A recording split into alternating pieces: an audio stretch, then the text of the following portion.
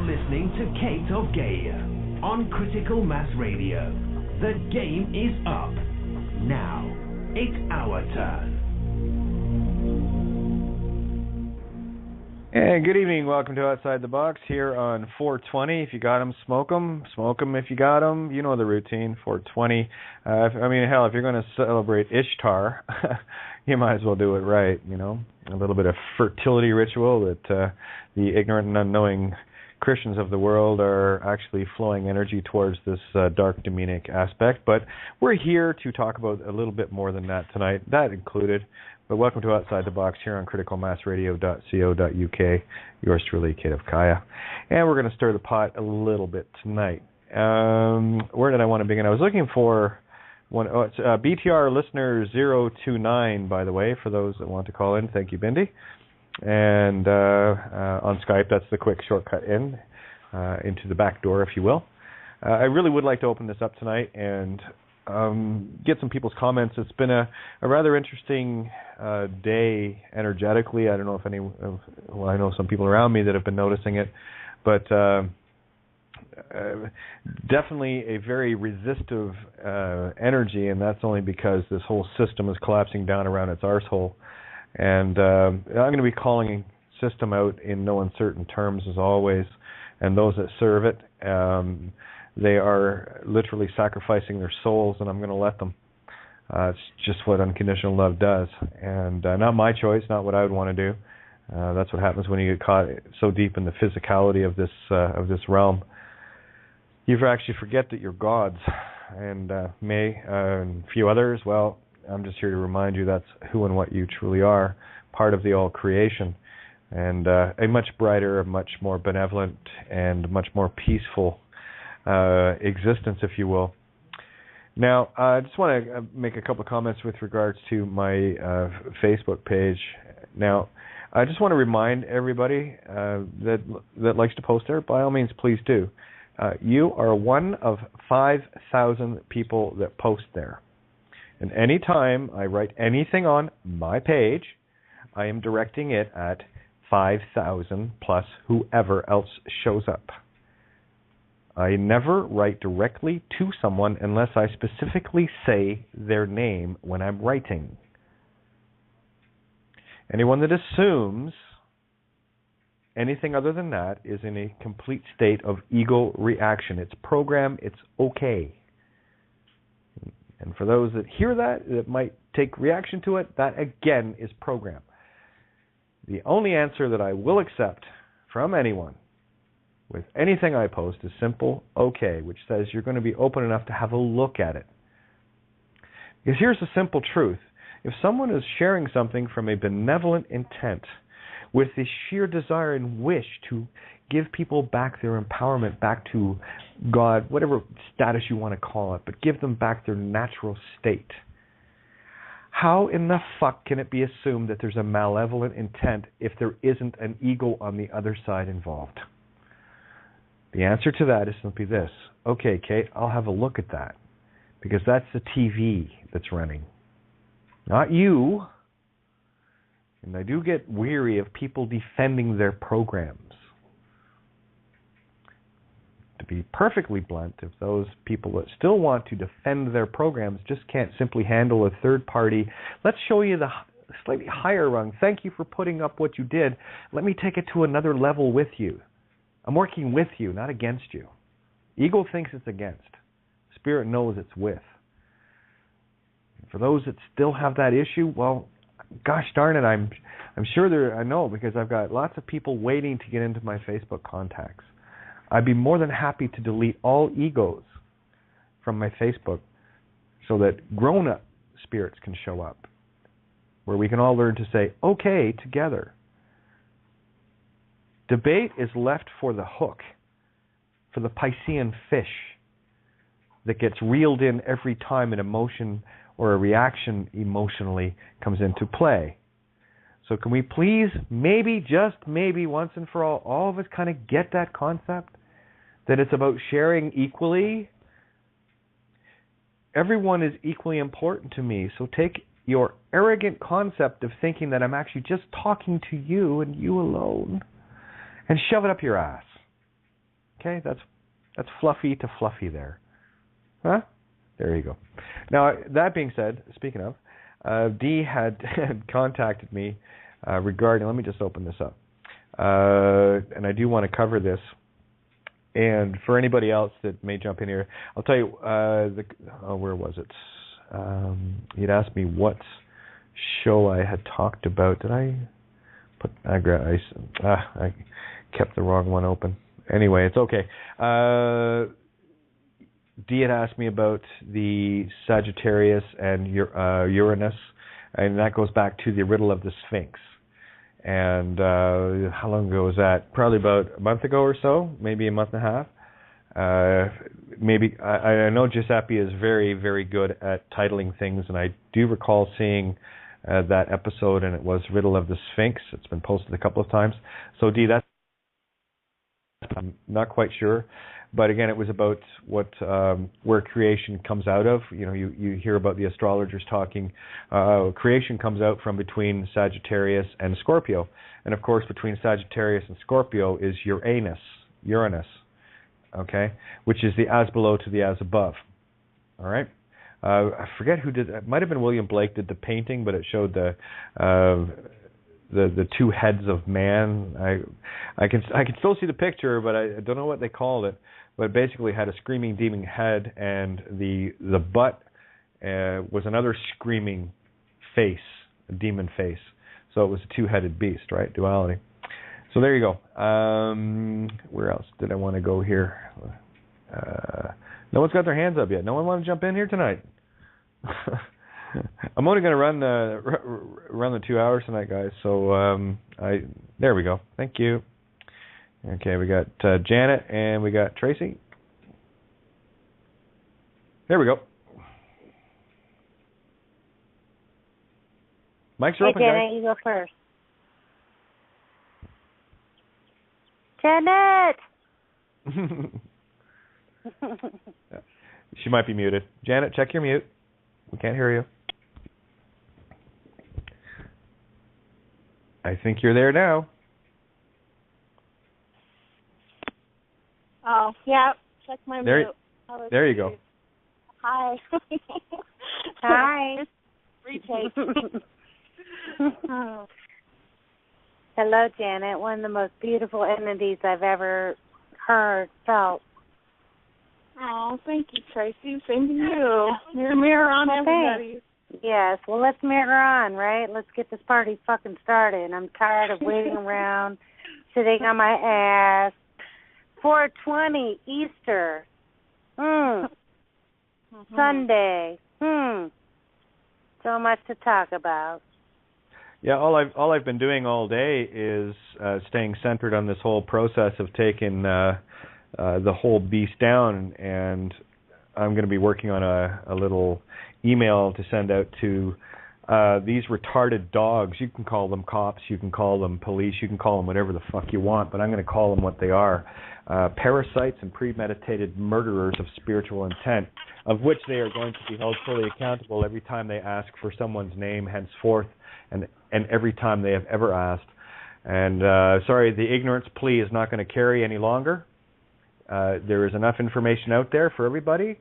If you want to follow your masters blindly into oblivion, have at her, and take your families with you, because that's what you're doing. But I will tell every cop, everyone that is asking for a name with the intent to contract, i.e. commit legal homicide. Well, when you ask for get someone to be a legal name, you are with premeditated murder intent killing the soul of that individual to parasite it. That is a trespass of the highest order on free will choice, and it is no longer tolerable, and anything that is ever done henceforth, you're oblivion. That's it. There is no middle ground here, boys and girls. You're either in or you're out. May I say something? Of course I can. Hey, Kate, pretty girl. How's it going? Legs. Oh, going so good. It's going too good. It's going so good I don't have words. But if you could cross your legs and be quiet for a second, everything you've always said is in silence, and you don't need to repeat anymore. Thank you for saying that. Like you say, it is done. Thank you for saying that. Thank you. Yeah, I've been wanting to hear that for a long time, a very long time, because true. I am so sick and tired of talking. I am so sick and tired of reminding everybody of the same thing every single night. And those they can't hear, but the ones that stood, lips. Yep, the ones that stood heard, and that's all that was ever needed. And the silent lips speak. And I don't mean to like toss you off your chair or anything. All I was saying was on this Ishtar, 420, Hitler, everything is happening on this date. Do you understand? I know you study a lot. Oh yeah, and everything, and all of it. Yeah. So actually, what is totally fucking funny is not all of us know it, but we know enough. If you just shut the fuck up, it all plays out, and silence is golden. And I think you already know that you're beautiful and I'm beautiful, and let it play the fuck out. It's going to lose, you know. It's going to play out. Happy Ashtar. Yeah, exactly. Happy Nazi. Happy Hitler. Happy, what was the other one? 420. Happy potheads. You know, it's all today. Isn't it interesting? Oh, yeah. I've been breathing so much today. There's so much energy. Oh, my goodness. It's all now. That's amazing. That everything we learned, everything we seek, everything we read, and left and right is all now, right now. Let it fucking do it, and I'll watch. I'll be the observer. Let it all happen. And those who destroy themselves will, and those who remain will. Awesome. Sorry, Kate, I didn't mean to take over. No, that's okay. I'm just... That's what you do, Tracy. It's all good. I get it. It's all good. I just let you go. You're on a roll. Tracy, if you get out of control, you know what I do. I just mute you anyway, so it's all good. We just play the game. You know, you're Taurus, I'm Gemini. Get over it. Right? Yes, you do. It's all good. We all get along here. None of us of us spiritual powerhouses are going to take shit from anybody, including each other. It's beautiful. Alvida's in the call. What's up with you? Because of each other. Well, that's it. Exactly. I love you, and I love Janet, and I love everybody's shit. Bring it. Yeah, me too. There you go. I got Alvida and Lynn coming in on the call, and Bhindi's in here as well. So, what's wrong? All the Nadalist men not calling in tonight? No, we made them sit their ass down tonight. We gave them a couple shut the fuck up. Hey! And of course... Good luck, gentlemen.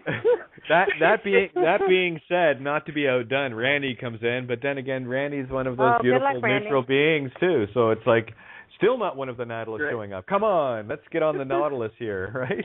Right.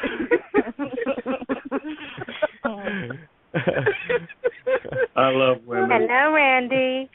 I love women. Hey. Hello. I missed you. I missed you. Thank you. Yeah. Katie, I missed that first 15 minutes. Would you repeat that? Ha! Yes. Sure, I will. Yes, she can. That's funny. She could. I like your skirt, Katie.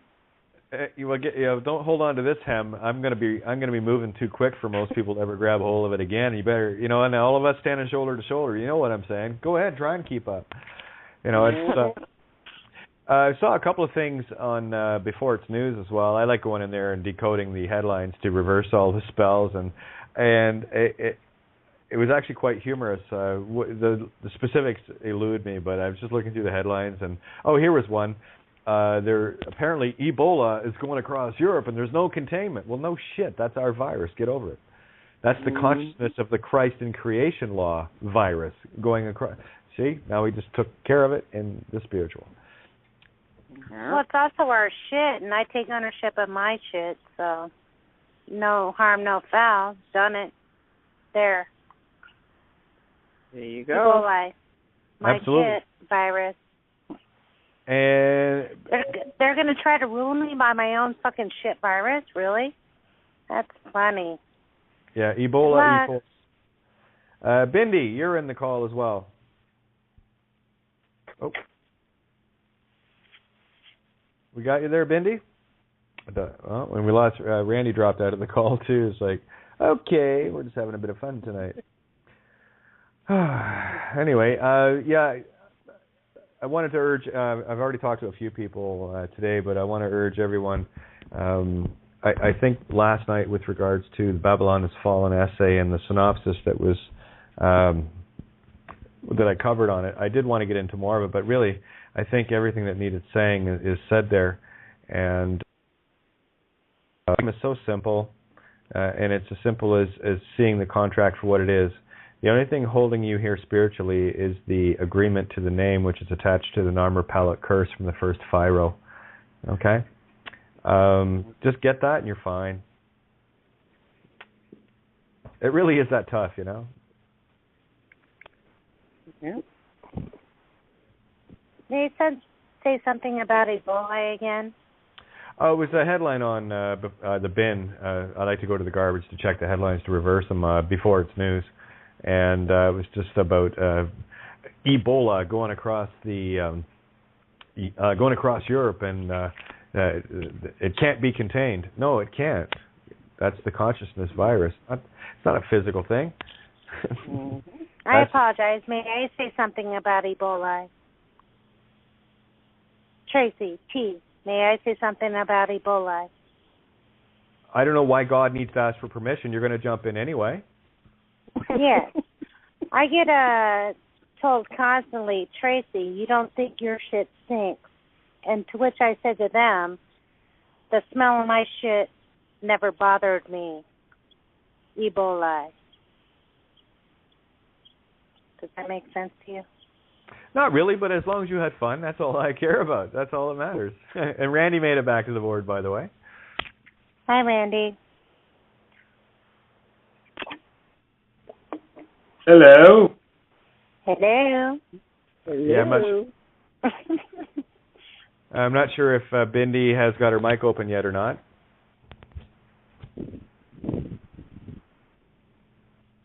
Bhindi, I'll bet you is brewing up some kind of mischief, and I love it. Oh, yeah. Bhindi's one of my favorite Scorpios.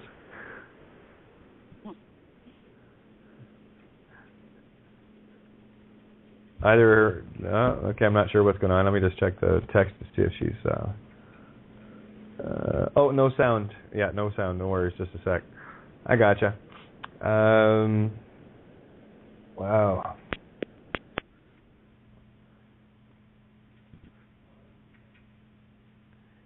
Boy, this is a lot of fun tonight, guys. Just hopping, you know. There we go. Nope, still no sound. That's all right, guys. Well, I don't know about you all. I'm bounding with energy, but I'm sleepy.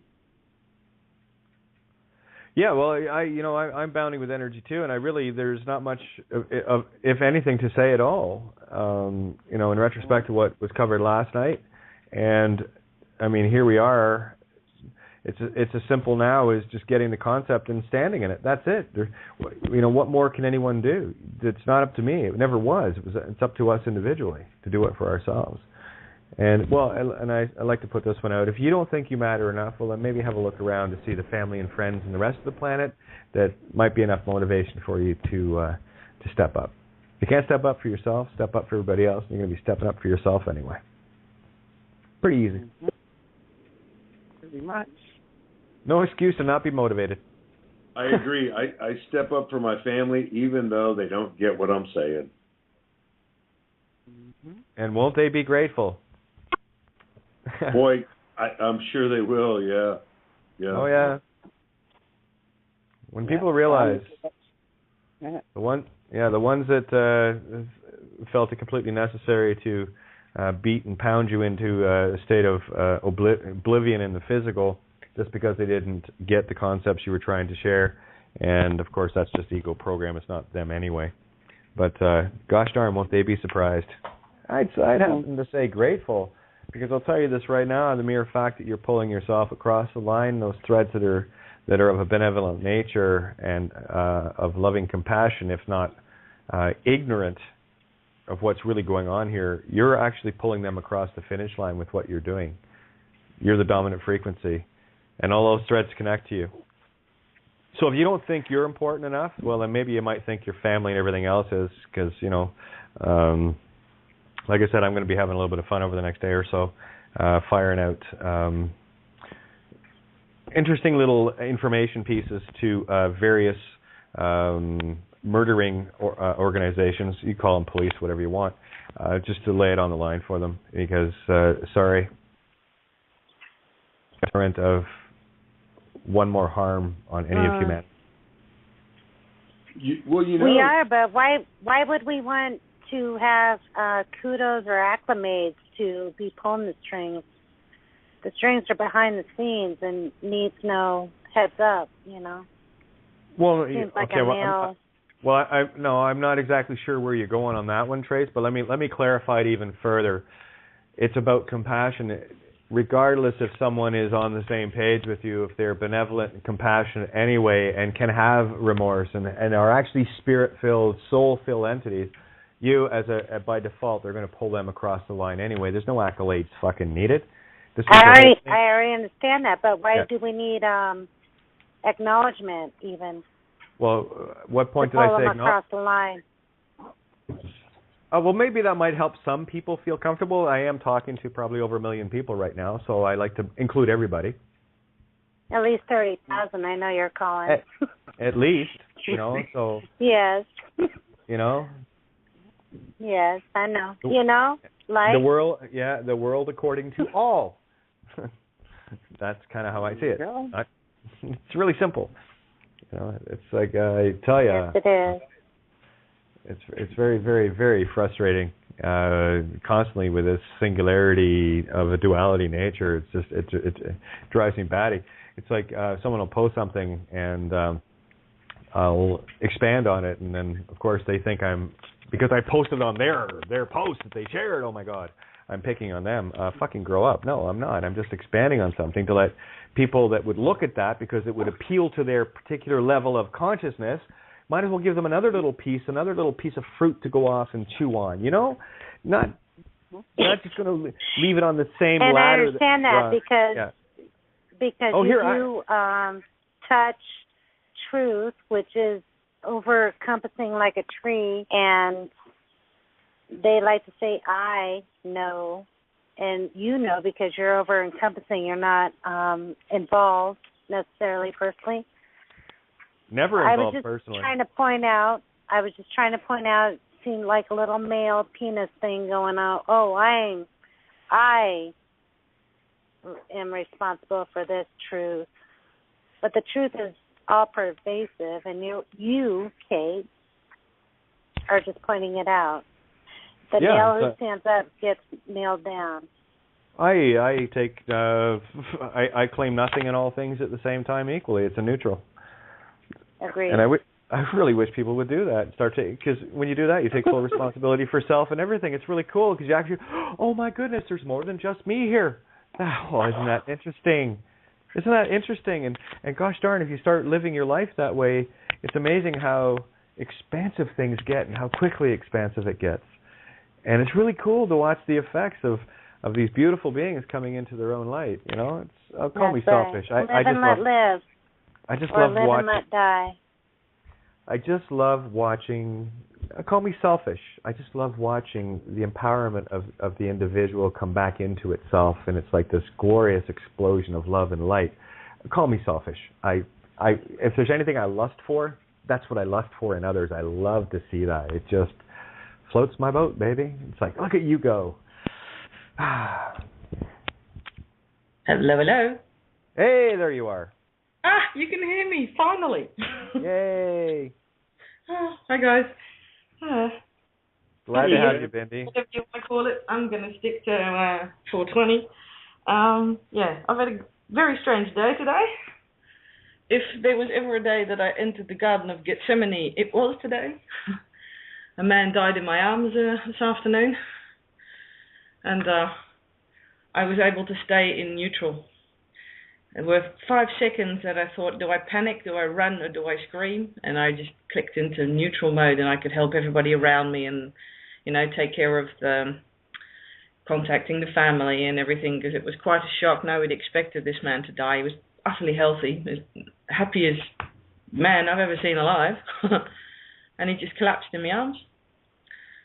And, that was quite an ordeal, but it was beautiful as well, because he was already standing next to me when they were trying to revive him. So I could tell the doctors from, forget it, guys, he's gone, he doesn't want to come back. Hey, Bhindi, I have a question. Yeah. Do you feel that you saved a life? Neutral. I didn't save, didn't prevent anything. Right. I just let it just happened, and because I have... Right, let him go. So did you comfort the family or just take care of particulars? Yeah. I relayed the message, and if they needed comfort, I just was there. I didn't really do anything special. I stayed neutral while I was there. I think that was the best thing in the end to do, looking back at it. But I'm glad you let him go, because isn't that the greatest? Yeah, well, let me go. Yeah, well, he asked me to relay the message. I said, and the fact that I saw him standing next to me, Yeah. But he was with the body, but it wasn't the body to begin with, but he wasn't he wasn't animating his body anymore, and he clearly knew that no matter what the outside world may think or what it looked like, I may have been healthy, I may have been happy, but it's my time to go. I've got something else to do. And absolutely. Yeah. And so you had to translate to the still living or the meat sticks why he had to go and comfort them or do statistical procedures or whatever, but he was happy. He's free. Yeah. Well, the main thing for me is that the doctor, because I waited for the doctor to make eye contact with me to let the man go for just a second. I said, let him go for a second, look at me. And the doctor did, because usually they don't know how to make eye contact. And I told him, I said, let him go. He's not there anymore. He wants to be left alone. He does not want to be reanimated.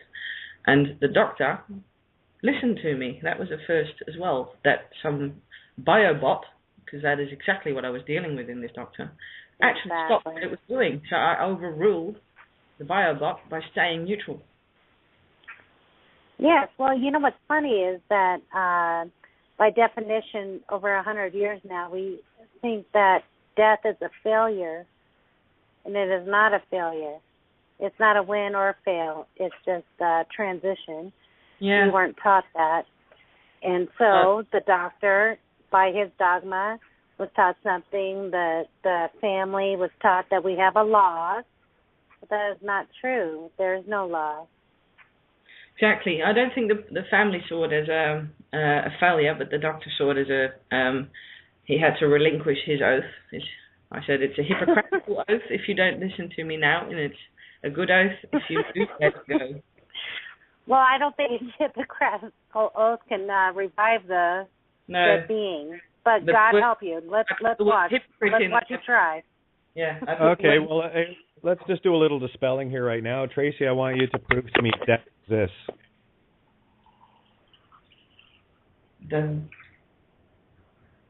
You can't prove it to me because you're life. What happens outside of us is again another point of consciousness no one can prove. So I don't, nor will I ever tolerate anyone talking about death as being something real. That's been the illusion all along. There is no death. Yeah, it's a rite of passage. That's what I could see, but I've been able to see dead people all my life. So, and I'm not seeing a dead person. I'm seeing an energy signature that is fading because it's done here. What I also can see is all the energy lines between everything else. So it's, for me, closing my eyes doesn't really change anything from when they're open, day or night. That's been hard to deal with for a long time, but now I'm able to surrender to it more, and it is an aid. It's a tool. Again, it's a tool. Because I could see the bloke, I could, well, not really communicate, but listen and feel and the intuition of what was needed of me in that moment, because I had the ability to respond. from my heart because I was neutral, instead of from some kind of program that I've also learned. And the Dutch are fuckwad scared of death to begin with. Look at the whole ritual they rush through within 3 days just to make sure someone's in the ground or burnt to bits. I mean, that only, for me, is a big ritual of disrespect, because they're trying to get rid of their own fear, the confrontation of their own fear. Get it in the ground, in the box, done. And then we can go home and get ourselves numbed, so we don't really have to deal with what happened. Because you do say goodbye to the person in the physical form you love, but that is all. And when you can have peace with that, like Tracy, you saying, like Kate, I think you're saying as well, then you know death is just a transition. Even the word itself, death, I don't know. Yeah, see, that's the thing, though. Like I'm sitting here in full awareness of self. I'm sorry, I cannot prove death. All I can do is look at physical facsimiles outside of myself, and there are no other points of consciousness beyond my own that I can prove to exist, where everything else is merely a reflective illusion, basically a schizophrenic perspective. And I, too, see dead people. I have walked through places like Walmart and shopping malls and the general public. I see dead people everywhere. I can't prove death, but I can prove life. You can, to you. Well, I can't prove it. Well, you but are I cannot prove death. So if you are life, hang on. If you are life, how are you death then? It's impossible. There is no death. Right. I am life. That's a duality, and that's a duality. Even in Walmart. Yeah, even which that. is fucking hilarious. Well, how about cancel them both out? If there's no life, there's no death. So neither of the words are actually useful. But there is Walmart. Yes. So there is both duality. I would tend to agree with you. So, yeah. Anyway, it was quite a day. Yeah. I was going to say a beautiful experience, and I can't think of anyone better to be there for something like that. And then, of course, to bring that to the table and share it from the completely neutral observer position. It's where we get to experience these things outside of ourselves. It's how deep we are in the dramas that we get tied into them, or we simply just keep playing through. I would equate that to the same thing as like a wolf walking through the forest and comes across a dead rabbit. It's been there for a day or so. The wolf isn't going to ask it, gee, I wonder what happened. I wonder if somebody shot it. I wonder if it was run over. I wonder if it fell out of a tree. I wonder if it died of old age. The wolf's just going to look at it and simply say, it's not something I can eat. I'm going to move on. And that's exactly, while that sounds cold and calculating, it's not. What it's doing is it's nature showing a very neutral position of observation. And it goes back to stay the course. Everything outside of you is not your concern. And everything outside... Go ahead, a disagreement with all that. I say that the priest says that they were there during life and death, and that's the priesthood that gives us an authority. You have no control over life or death. You can witness it, but you are not the priest, so you could have been there for. That's the priest who says, "Oh, to the family, I'm sorry for your loss." Yeah, but Tracy, those hang on. Those are all constructs. This is the whole point I'm making here. You cannot prove, and I'm going to be really blunt here. Go ahead, prove that I exist. Can you? Then how the fuck can a priest or anything else exist? Is my point. You can. I agree. Hang on, Trace. This is the assumption that has been drilled into us as a program that somehow everything outside of us is more real than we are. For me, it's about bringing that. I'm totally agreeing with you, Kay. Okay, what I'm saying is that you're saying that you're going to be there for the family during life and death, and that you're the conduit, the median through this transition that has nothing to do with you, but you're going to comfort somebody or nothing. That's priesthood. That's a construct. Mm-hmm. Bhindi, did you hear that? I'm not going anywhere. You know what, guys? Tonight I'm just not in the mood for this literal shit. So have at her. I am going to mute out. And no, absolutely it is. You guys go off and play off and somewhere else. I said my piece last night, so play away. Somebody else take the table tonight. All right, Bhindi, I'll shut up. You take the table. Yeah, dump it on. Scorpio, yeah. No, I won't take any table. I'm at the table. We're all equal. But do you? I don't really know how to respond because I don't see any kind of priesthood anywhere. It's not a concept that I feed. But maybe you're trying to refer to the fact that I was able to be a still calm in the panic for the family. Because that is what they gave back to me. They said, thank you for being so calm. That's all we needed. Because they came from a culture where screaming and pulling out your hair and all that stuff is normal. And they had no inkling to do that whatsoever. They were surprised. I agree with that. So that was. You were the calm priest, the middleman. Yeah, not even. Don't try and label it. I was just neutral. Neutral doesn't need a label. I labeled it. Yeah, it's all right. It's just, for me, it needs no label. But I think it's a good idea to see it all as just an experience. And I think life and death are beautiful. For me, it was a bit of a a test might not be the right word, but I was very happy that I could stay in neutral because I'm a Scorpio. You know, I'm an empath. This shit goes right through me if I'm in the wrong. Yes, I do. I know that because you're life and death, and you were the conduit. Sure. The conduit is a different word than priesthood. Yeah. Conduit. Yeah. Yeah, it's a good one. It's neutral. Yeah. Yeah. Yeah. The electric and the magnetic were still in me, and the electric magnetic of this human being in spirit in a physical experience. I meant no harm by my words. I was trying. I didn't mean a label either. I was saying you were a conduit. You're a Scorpio. Yeah. Between life and death, that's what we are. Yeah, obviously that's part of Scorpio, but it was also a cancelling of Scorpio because I'll divert to another part of a bit of a download or an epiphany I had this week. I think a lot of it's got to do with the big Grand Cross coming up and Scorpio Moon only being recently. And anyway, it was all up in the air. I wasn't very grounded.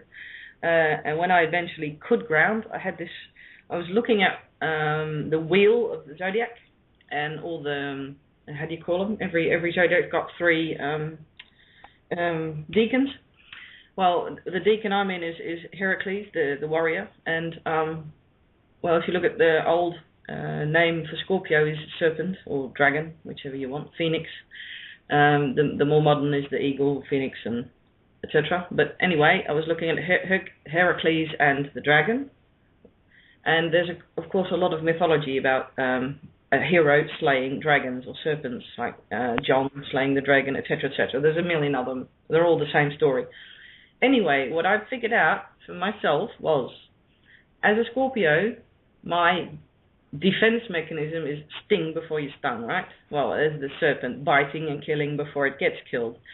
The warrior, the deacon, where I'm in, is a hero. All it does, again, is kill as well. So when the warrior feels no need to fight, the serpent will have no need to bite. So they cancel each other again. And that's all I keep seeing is every time I see an aspect of myself reflected through someone else or even just in my own daily, because I'm more alone than together with people. So a lot of my reflection comes from my own thoughts. And I look at them, and then I'm constantly seeing, okay, cancel. And it's very freeing. And then fate, or whatever you want to call it, helped me again, because 2 days ago my wallet, my billfold, was disappeared. And the very last card that has me trapped in Babylon has now gone. I didn't even have to do it myself. It just disappeared. So, again, cancel.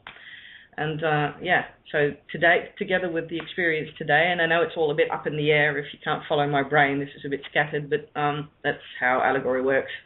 I've had a very good week to get to the more deeper layers where there are still little tendrils stuck to Babylon and the bigger ones as well from that, I think it was a bank card.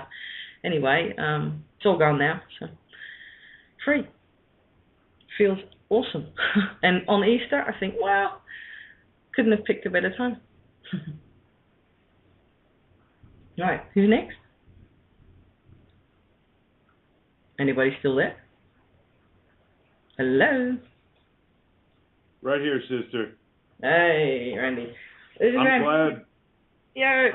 I'm so glad you were present with him and able to witness that. That's a beautiful thing right there. Yeah. It was a privilege, absolutely. Yeah. Exactly. Yeah. Wow. I'm a bit. I mean, that's exciting, really. You know, I would think in reflection. Mm-hmm. Because I haven't experienced that. Well, wait, go back. In this life that I'm aware of, as an adult, I haven't experienced that. Now, I'm willing to say that in past lives, I'm hoping I have. And I'll remember that when that happens. But I'll be sure and consciously tag you when that does. Yep. Well, I just let intuition take over. When my mind goes all over the place, you know, it entered the garden. I thought the Garden of Gethsemane was a good parable or allegory for, you know, the panic that you think, oh my God, I'm alone. I've got no help, no support. And this happens. The God has abandoned me, help me. But nothing abandoned me. I didn't abandon me. So I was with the safest person I could be with. That was me. And then the relaxation just washed over me, and I breathed a bit deeper, and everybody I touched started breathing deeper. And I realized that is how connected we are. And it was a very, very beautiful experience, and the more hours a distance from it, the more beauty I can see. And I'm pretty sure it won't be the last time I'll witness this, because the area I work in has high risk for a lot of people in the department store, in the department or transition area. A lot of people that are homeless are departing, and some are being taken down, and some are being scaled up a bit. And I'm glad I'm just able to do a bit of groundwork and learn a bit about myself and the world and other people while I'm doing it. Yeah. I've become, even though I do know how to talk pretty well, I've become more silent as well in the last few months. Haven't had the need to speak a lot. I've just been watching, learning, listening, becoming more quiet, and I like it. Mm-hmm. Yeah. Makes it easier to contemplate before I speak. Yeah. I agree. It's a lot of times we speak because we think we need to. We think we should. Yeah, feel the silence. Yeah. And when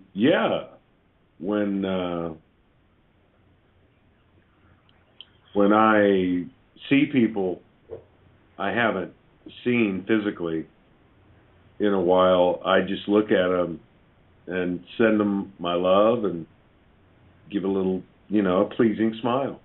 That's all we need to do. That intent right there warms everybody's cockles, Mm-hmm. Yeah. I think it's one of my favorite quotes of the singer Pink. Forget the person, but the quote is, everybody's so scared of the quiet because it screams the truth.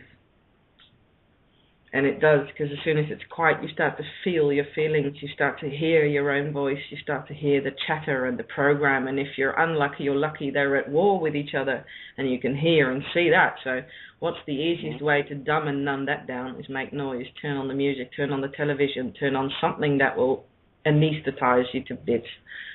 And it's the easiest way out. But it's the most boring one as well. So I'm glad that... I've got this thrill-seek urge that I want to experience stuff bluntly without any form of come-between. Yeah. Yes, I find it interesting you say that. I was listening and watching some of her videos the other day on YouTube. I just find her to be present, and I like that. She doesn't put on a front. She is who she is. She allows herself to go with the flow. She knows the game. I mean, she's in the music business, right? She knows what's going on, I assure you. Mm. And those seem to be lately, those are the people I'm really drawn to, even though where I am in a physical location, there's not many of them. Mm. Right? Where are you about on the planet? I am in Dorothy's state. Okay, never heard of that. Kansas. Oh, Kansas. Yeah. Yep. Well, I'm on it actually, but yeah. Yeah. Yeah. Okay. You know they have no power over me, so yeah, I can say it. Yeah. Yeah. Cool. No contracts. Just for the global idea of where, so I can connect. I when I know somewhere is on the map. They call it Wichita, Kansas. Yeah. Oh right, Wichita. Yeah. Named after the Washita native tribe. I was gonna say, there's a tribe. Well, there's tribes names everywhere, but the Washita, it's familiar. I have personal experience with the whole Lakota shamanism thing. So Washita's not that far away, is it? From the. Well, it depends which history you're going with. Now, I don't know. I'm sure they were all close enough at some point, right? During seasons, they all moved around. They were nomadic, so. No, some of them were stationary forest. Others, but most. I think there was a bit of a hive mind thing going with the Native Americans because they're a lot. They weren't very long in America before the white people came. It might not seem that way, but it doesn't matter. They're all part of the same brother and sisterhood as we all are. They're all me and they're all you, and But I've had the fortune and privilege of working with a female Crow shamaness who we bumped into each other on a boat trip on the Pacific and had nothing to do with shamanism, but our conversations kept going into that area. And she said, "You've already met your guides?" And I said, "Yes." And said, "Well," I said, "Good, at least you're not going to come up to me and ask me to give you lessons, because that is not how it works." I said, "I've already figured that one out. Anybody who sells me a book on shamanism and how to do it is a fraud." She said, "Yes." And I can see into your heart and keep going. And we've always kept contact, and she gave me my shaman name as well. So she already knew about the name fraud game and said, "Well, once you get into this stuff, give yourself a new name and you'll probably already know what it is." And I said, "Yep." And then 2 years later, she emailed me a name and I said, "Yep, that's the one." So it's privilege. But excellent. Yeah.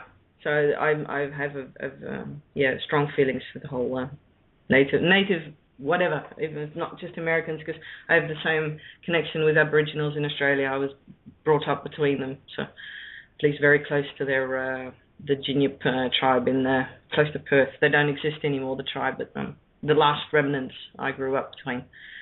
So this whole I know who I am, and I've known it for a long time, and I'm only just starting to speak, not necessarily evangelize who I am, because I don't need to do that because I know it, but I am standing in that power, in that center of knowingness more, and it's very freeing. It's very liberating, and it's about all I need to say about it, I think.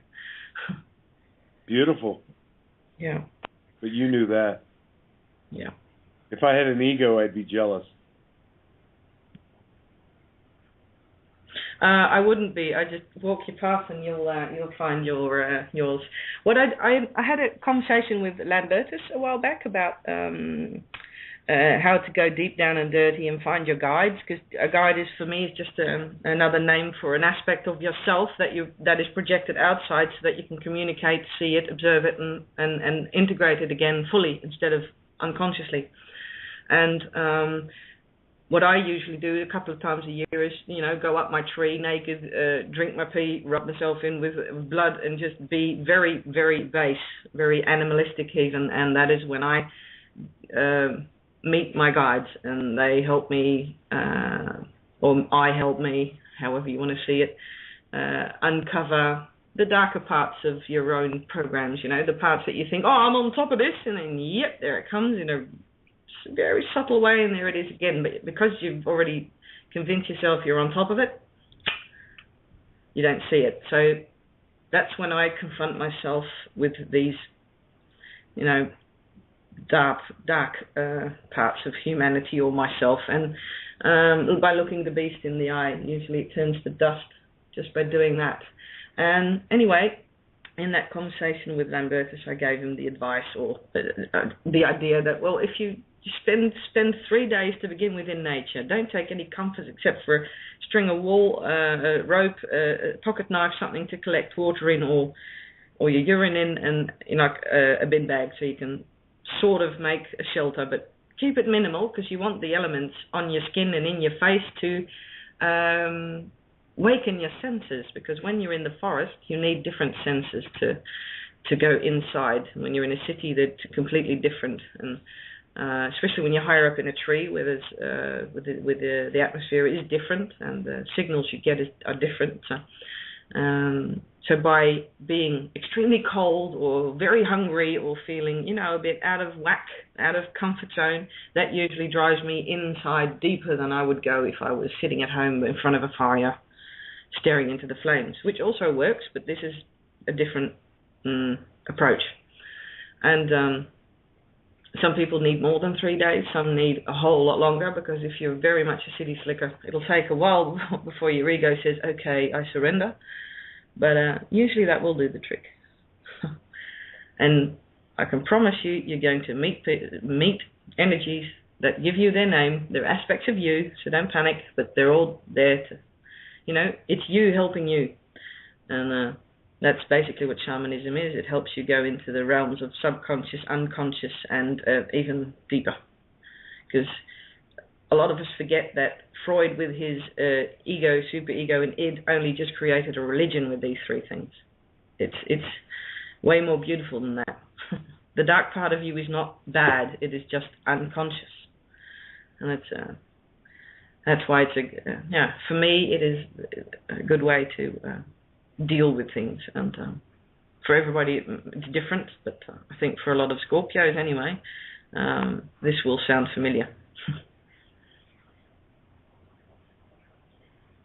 Right. Anybody else got a good story?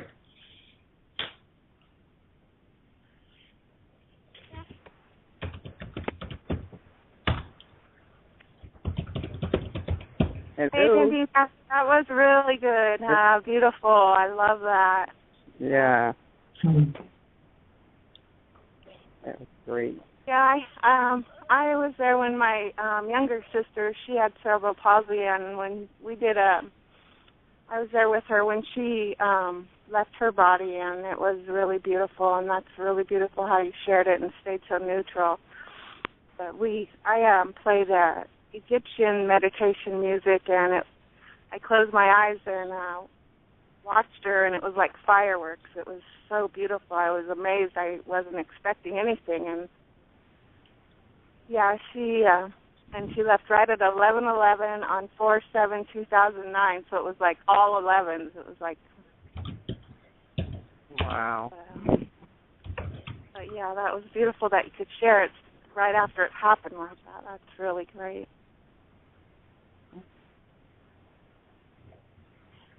Yeah. Hello. Can you hear me? Who's that? Yeah, Alvita. Oh, okay. You can hear me. Hi. That's my son. Missed you. I also experienced that too, and it was something else. I didn't have any good or bad feelings. I just felt peaceful. I used to do private duty, and I worked with this lady for like 5 years. And anyway, when it was time for her to move forward, it was me, her, and another lady, and the nurses told us what was going to happen, the process and everything, how at your feet they start the blood, I guess, stopped circulating, and she started turning blue from her feet up slowly. I was just there for the whole process, so she took her last breath, and that was my first time there, and I was happy to be there with her, to experience that. That's like, it's like a miracle. So peaceful. Yeah, she definitely went in peace. But yeah, something to experience. Yep. Wow. Yep. Okay, just try to unmute Randy. I hope I've got the right number. I recognize all the numbers. So You did a great job. Thank you. I don't know what number mine is, but either way, we're there. You're there, so we're good. Right. Right. Yep, exactly. Yeah, I'm just looking through all the shit I've been writing lately, but there's nothing really here that fits. Yeah, let's have a look. Well, one thing I've been doing, Kate was talking before she left, something about it doesn't matter, because I said, but what I've been doing is just you go to Facebook and you type in any city and put police department after it. And I've been dropping bombs on these whatevers, these dead entities for all over the place. Just taking documents and dropping them on there. And I don't care if admin deletes it or not. Somebody who is a friend of the police department is going to see that shit. And they're going to read it. Right? Yeah. So that's what I've been doing. I really am tempted to start going to the courthouses and just going, not courthouses, courtrooms. And just putting everyone in my jurisdiction. And then standing up in the audience and telling people, but I don't know that I'm ready for that yet. Yeah. I know I've done it in Lucid because that's where it's come from, to come into the physical state. Sure. Well, my experience is intent needs to be followed by a form of at least thought or action, and it doesn't mean you have to go get up and build a house or start a revolution or anything that drastic, but action, to use the best word for it, baby steps again. But action can also just be, like my biggest dream is to be, ahead of my time artist that I can live off my work in any way or form. Instead of thinking, it's a dream that's not come true yet, I am, in my being, I am acting as though it has already happened. So I'm attracting anything and everything in the universe that needs to be in place for this dream to be a reality. So every day I think, I visualize, and I do something in line of that dream, and then just act as though it's already here. And that's what fuels me to keep going. And even if it never really fully happens, I'm already living the dream. I don't have to wait for it to happen. And I think that same thing is true for without wanting to go complete solipsistic, because I don't think that works. But there's not just only me here, only me that I can prove. But I know it's a bigger picture. There's more to it than that. But what I do think is that by detaching from the Babylonian system, one bit by bit, is the same thing. I can live as though I'm already free of it. But what I do not want to do is then judge those that are still in it, or think any kind of negative thought about it, because then I'm in there as well, because I'm attached myself to that person that I am judging. So I'm back in. So just let them be. Just let whatever be. I have no opinion about it. It's fine. It's whatever. And that has given me a lot of peace as well, because I had this savior program running that I had to wake up the whole world as well. I'm here and I'm a front runner and I'm and it's indigo, and I thought, shut up. I told myself to shut up. I hear you. Yeah. So you know what? Let the mind know that it already happened. Like it already happened, so I don't have to worry about it. I don't have to think about it. It's done. Yep. It's done. Exactly, and that is indeed, that is said so much. It's done, because act like it is, and you will attract the reality. You'll create. I think that's what co-creation is, acting as if it's there. without getting ahead of ourselves, because there are also practical implementations for doing things. I can act as though I'm already upstairs and never move off my ass to the couch, and that's bullshit. There's degrees and there's a quality about it that needs to be recognised, and that's like people that say, but I've been visualising this dream my whole life. So what have you done to act towards it? Nothing, because I'm going to attract it. Why? That's one fantasy. But because you go outside the box to return back in and change the script. You can stay outside the box and you're doing fuck all. You can stay inside the box and do fuck all. Or you can keep switching and start rescripting. And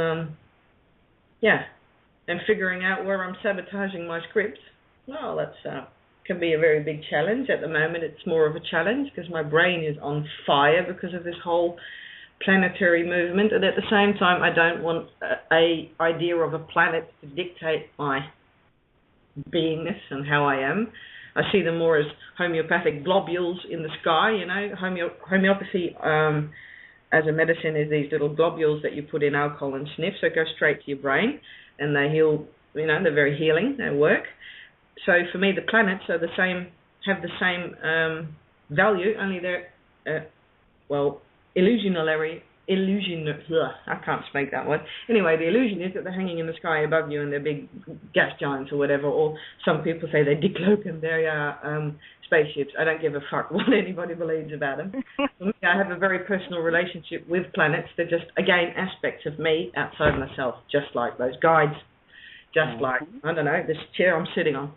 Anyway, I have no clue where I was going with this, but I'll just stop while I'm ahead. That was good, Ben. Sounded to me. I bow. Sounded to me like you made your point perfectly well. That there's no need to go serve ourselves by waking others up when just being who we are silently and leading that way is enough. That's what I took from what you just stated. Yeah, well, bingo. 10 points and you win the toaster. Yay.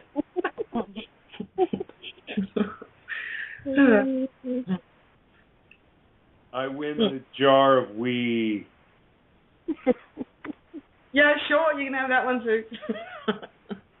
Right. Oh, I was just reminding myself this morning that I've been on Wii now for a full year, and I'm going through a new level. I don't know if anybody else is around here that's been on it longer than a year, because my skin is going like ape shit on me. All kinds of, yeah. And I'm thinking, oh my God, I'm back to square one, but I'm not. It's probably burning out all the disease that I still have in my body. Because I used to have eczema and all kinds of shit, but not to go too literal. I was just wondering if there's anyone out there that has that experience as well. That when you're on it for a year, your body goes through certain cycles of healing. Mm-hmm. Yeah. Oh, no. I know my hair is growing like crazy. My hair grows fast automatically anyway, but now I think it grows probably almost an inch a month. Wow. That part. So that's what it does for me. That's super. But it does a lot of other things, but that's one of the main things. So if anybody want to grow some damn hair, make sure you drink your damn tea. Yeah, as long as the damn hair grows on my head and nowhere else. Well, it's growing everywhere on me. I'll be a monkey soon. I'm going back to my roots. Yeah. Mine's getting thicker again because it got all thin from a couple of years of, stress, like you would not believe. But I think everybody knows that. But it's growing back again. All the hairs that broke off are slowly turning into fuzz everywhere. But they'll grow on because I like my hair long. Yeah. Anyway, do you guys want me to read a bit of stuff I've been writing? It's basically what I've just been saying, but bring it. Send into all right. Just do it. All right. Here it comes. I sing a song of Pythia or Scorpio. Firmly planted feet of clay and light and creative hands make the journey here past tense, materializing a conduit of open mind and fully engaged heart, holding a place, the last Pythian sentinel, till the dance of stars come around again. The momentous possibility of refracting reality from the spiral or the ellipse.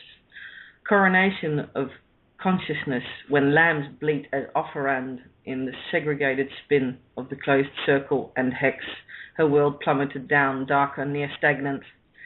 Deceivers and believers alike, in conquest of the oil, the ointment through go-between fiction and ego games of Olympic proportion, her light suffocated to mere occasional glimmer in the footnotes of old tomes and tombs.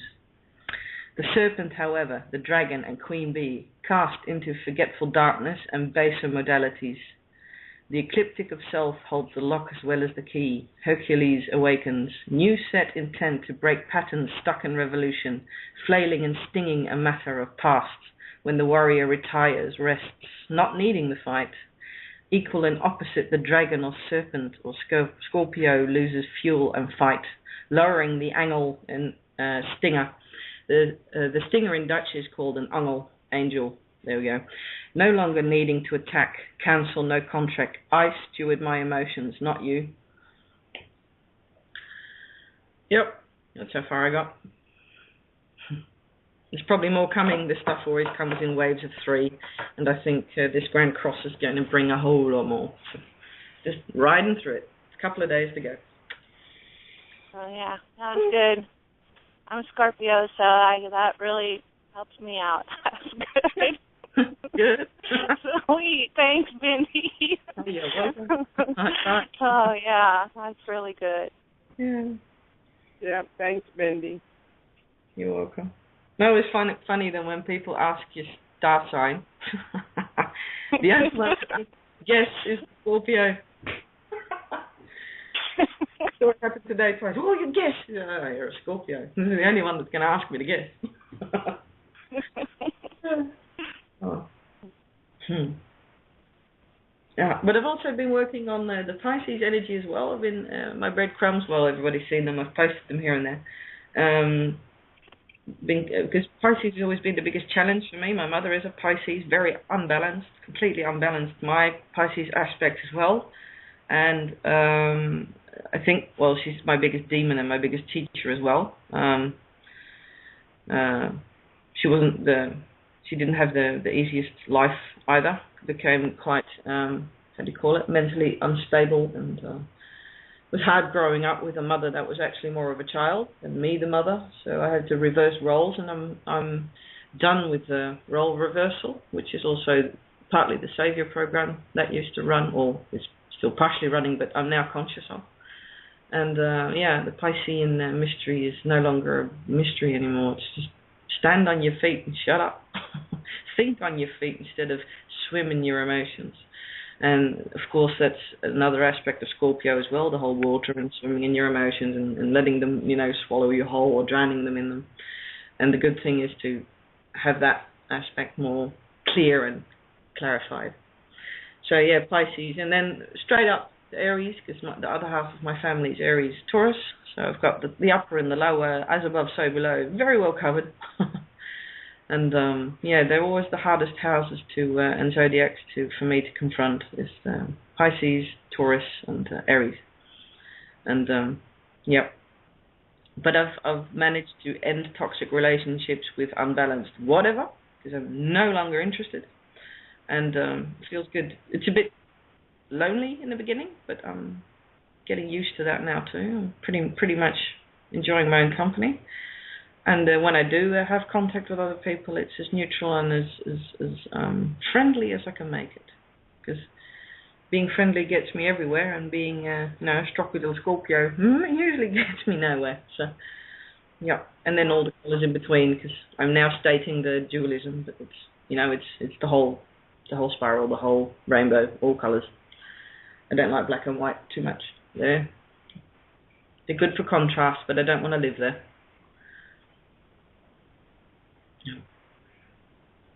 Right, someone else's turn. Anybody? That's beautiful. Yeah. Let's see on the board what's happening there. I have a Holy Alba. I have a Team Love. I have a Brand New Man. Any of you guys want in? Just email me or whatever, Skype me, because then I can see it. Bhindi?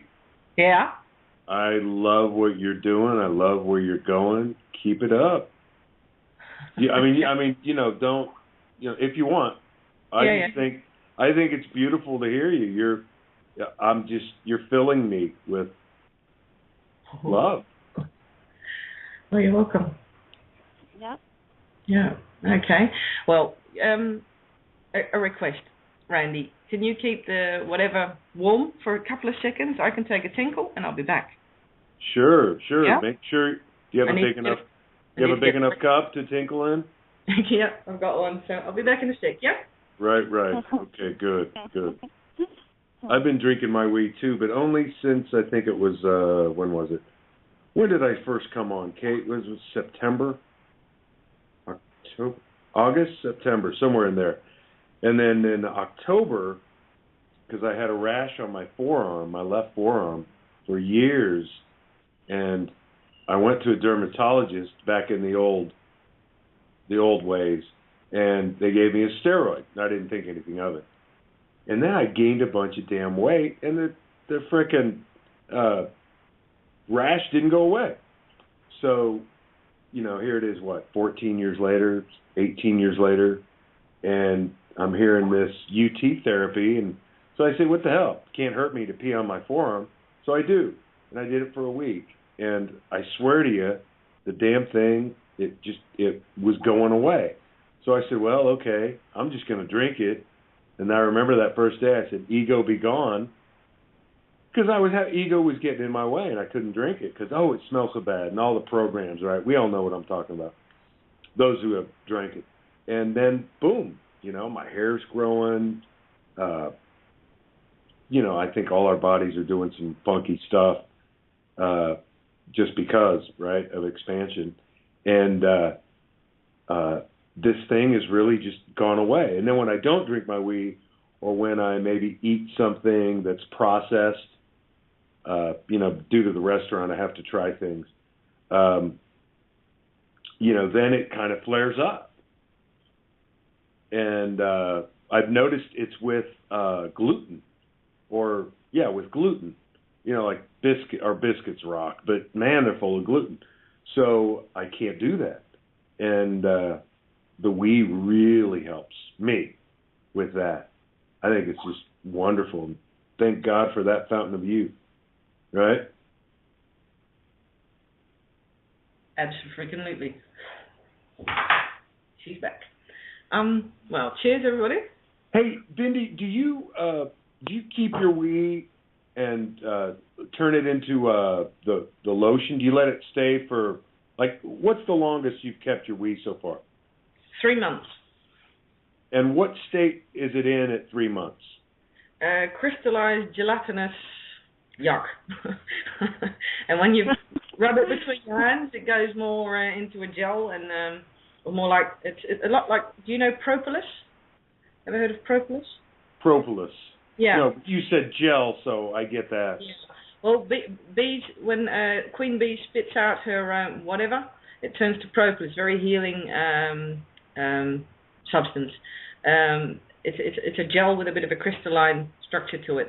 It's very similar to what my pee anyway starts to look like after 3 months.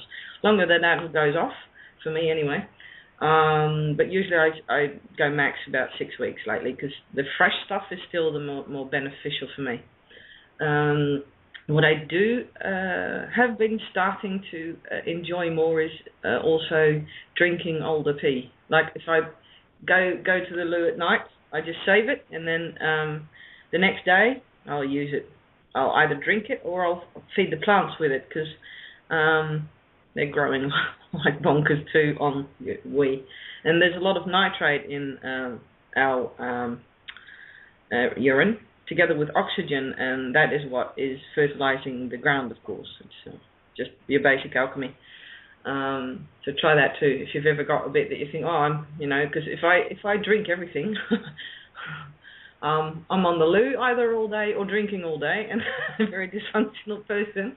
But it's because I drink a lot of tea and water and that as well, and so I've always got enough to share and to spare. And the funny thing was, last week when I had made some fresh pomegranate juice, apple juice, and I mixed my wee with it. So instead of with water, I just put my wee with it. And a friend came over, and without realizing it, she poured some of my wee in a jug with the drink, and she said, "Oh, this tastes so good." And she was so in tune with my energy that day. It was awesome to realize what happened. I didn't tell her what it was because I knew she'd freak out. I will tell her eventually, but because she's going to ask me questions, she's going to come back and say, "What happened to me that day?" I'm sure she is. I think it'll happen within the next few days. But anyway, that's beautiful. That's an end, right? It gives handle it, because my ego liked it too. There's a sense of power to it. So I drop that. Don't ever do that without asking someone's free will. But she'd already been and drunk half of it before I could say, "Hang on, do you know what you're doing?" But serves her right for just doing that without asking too. Anyway, so. No, hey, she's a friend of yours, so you're good. Yeah, sure. On spiritual level, it's fine. That's why I know she's going to come around and say there was something about that drink, wasn't there? And she's probably going to think of it at the level of the berries and the juice that was in there. But I'll tell her, because she's already getting into syncretism. So, the next step is drinking your wee. It's hard not to go there. So I'll tell her then. But the in sync thinking, I thought half a sentence, and she already knew what the end was, and I knew she knew, so nobody had to speak. And in the end, we're just looking at each other, and I thought, "Fuck, this is telepathic." Yes, there it is. And I only have that with animals and with my brother. And with my brother, I've lost he's lost the connection with me, because I can still hear his thoughts, but he can't hear mine. But when we were kids, we never used walkie-talkies like our neighbours. We could just do it without. And everyone was going, "How did you guys know you'd be..." Yeah, right, brother and sister magic. Anyway, he grew up and pushed it away into fairyland, and I just realised it was a tool and not make-believe. But I think I'm on the verge of getting that part back, which is quite extraordinary. And sometimes it's a nuisance too, because when you're in a room and you can hear everybody's thoughts, oh my God. It's worse than mine. Yeah. But it's something you need to steward properly, because ego can run away with this very easily. Yeah. But anyway, I don't want to know what everybody's thinking all the time, because most of it's just the same crap as what I'm thinking. So. Ego. Yeah. But I think, just like emotions for me are a unified field, nobody has unique emotions. It's quite a fixed and select range, but everybody experiences them different, but they're still the same emotion. I think a lot of that is with most of our thoughts as well. It's not just everybody has their own program, but there's this line connected to these programs. As long as one person's in program, they'll keep the other in check as well. What do I compare this to? Oh, more like a computer. If on the mainframe or the motherboard all the wires are soldered on properly, they all connect with each other. Well, if you've got a program running, that's a good idea. So if in human minds there's a program connected from one to the other, well, it's harder to break, isn't it? Because as soon as one person tries to get out of the program, the other program sheet will try and pull the other person back down again into their formation, as you were. And once you see those threads, you can break them. Yes. Yeah, it's a challenge, but you can break yourself free from it anyway. And what someone else chooses to do, well, whatever. Yeah, my brother has just told me last night that he talked to their bishop, used to be mine, and said that he wants to talk with me, and he'll talk with me anytime, and that he said Bishop told him that he'd be glad to kick my ass, in an argument. And I thought, yeah, that's really loving. Very useful, yeah. Oh, it reminds me of what I used to say when I was a teen. I'd say I could talk anybody under the table in 5 minutes, and I still can. I don't need to. I don't need to. Because there's nothing under the table. Exactly. That is not my goal at all anymore. I've really worked hard at that, and because of free will. I really have.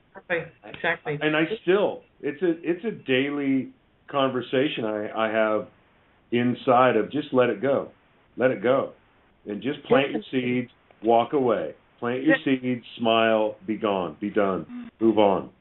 It's like sports. You got to keep working the muscle, or it becomes lazy. My mind goes lazy if I don't observe and call Xena back, because Xena is allowed off the chain every now and then. But when Dark Xena shows up, I really need to watch it, and that is the aspect of me that is now the biggest challenge, because I can even use the less darker parts of Xena to curb Dark Xena.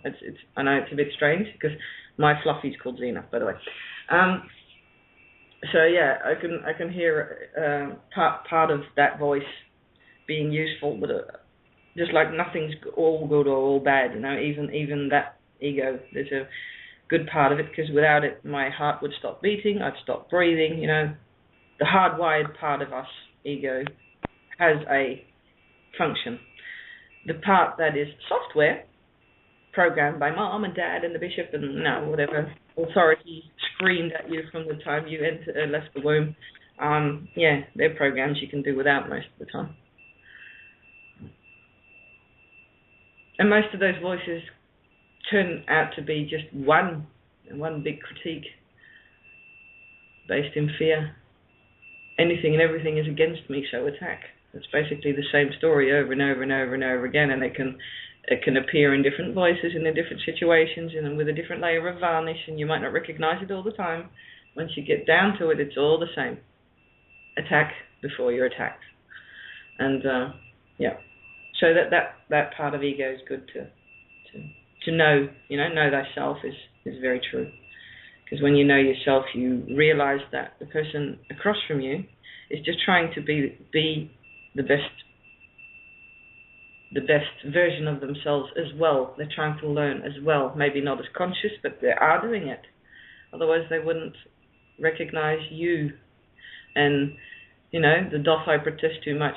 That's usually the energy I encounter when I start speaking or standing in truth. Usually I stand and speak less. And people start to resist it at the beginning, and I'm thinking, let them protest a bit, because it's the protest, the harder they scream, the more they know it's true. And that's been another eye-opener as well. You scream harder, I know you know it's true. You just don't want to see it right now. It's the cold splash of water in your face now in this stage. But I don't have to help people through that if I don't want to. But I realize that it's okay to do that.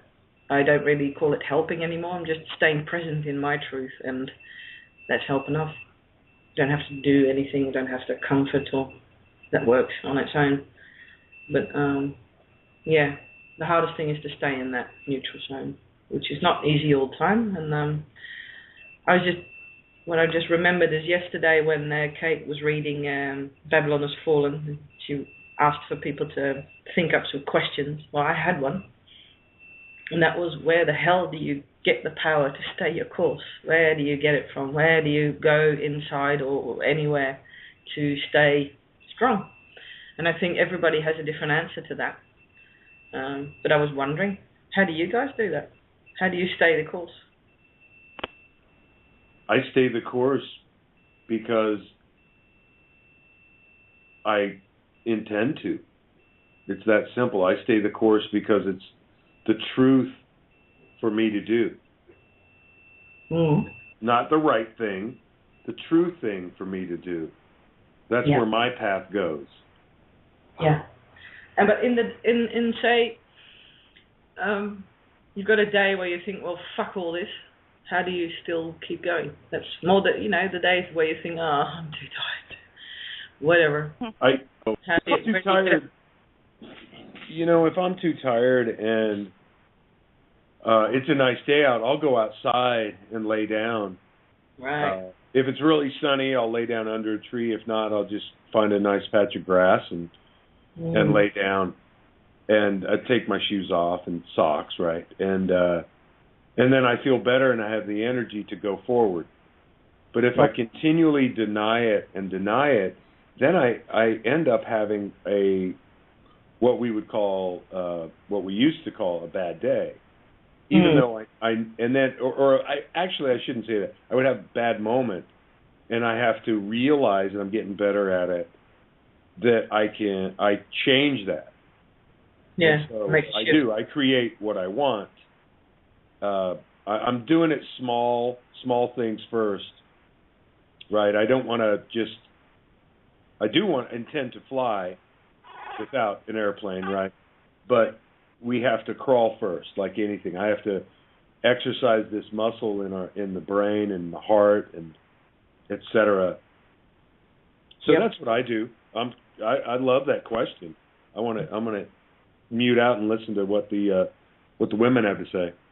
Awesome. Well, thanks for the answers. Equally beautiful. Thank you. Tracy, Alvida, jump in, girls. Well, one thing I do is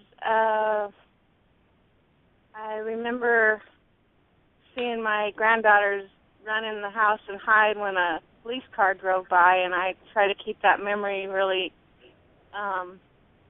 close because that just gives me the knowing that I got to keep going, and this is so important for the whole all, because all is self. And sometimes I just have to go and lock myself in the bathroom and just get really deep and dark, because that's a dark spot if it's the daytime.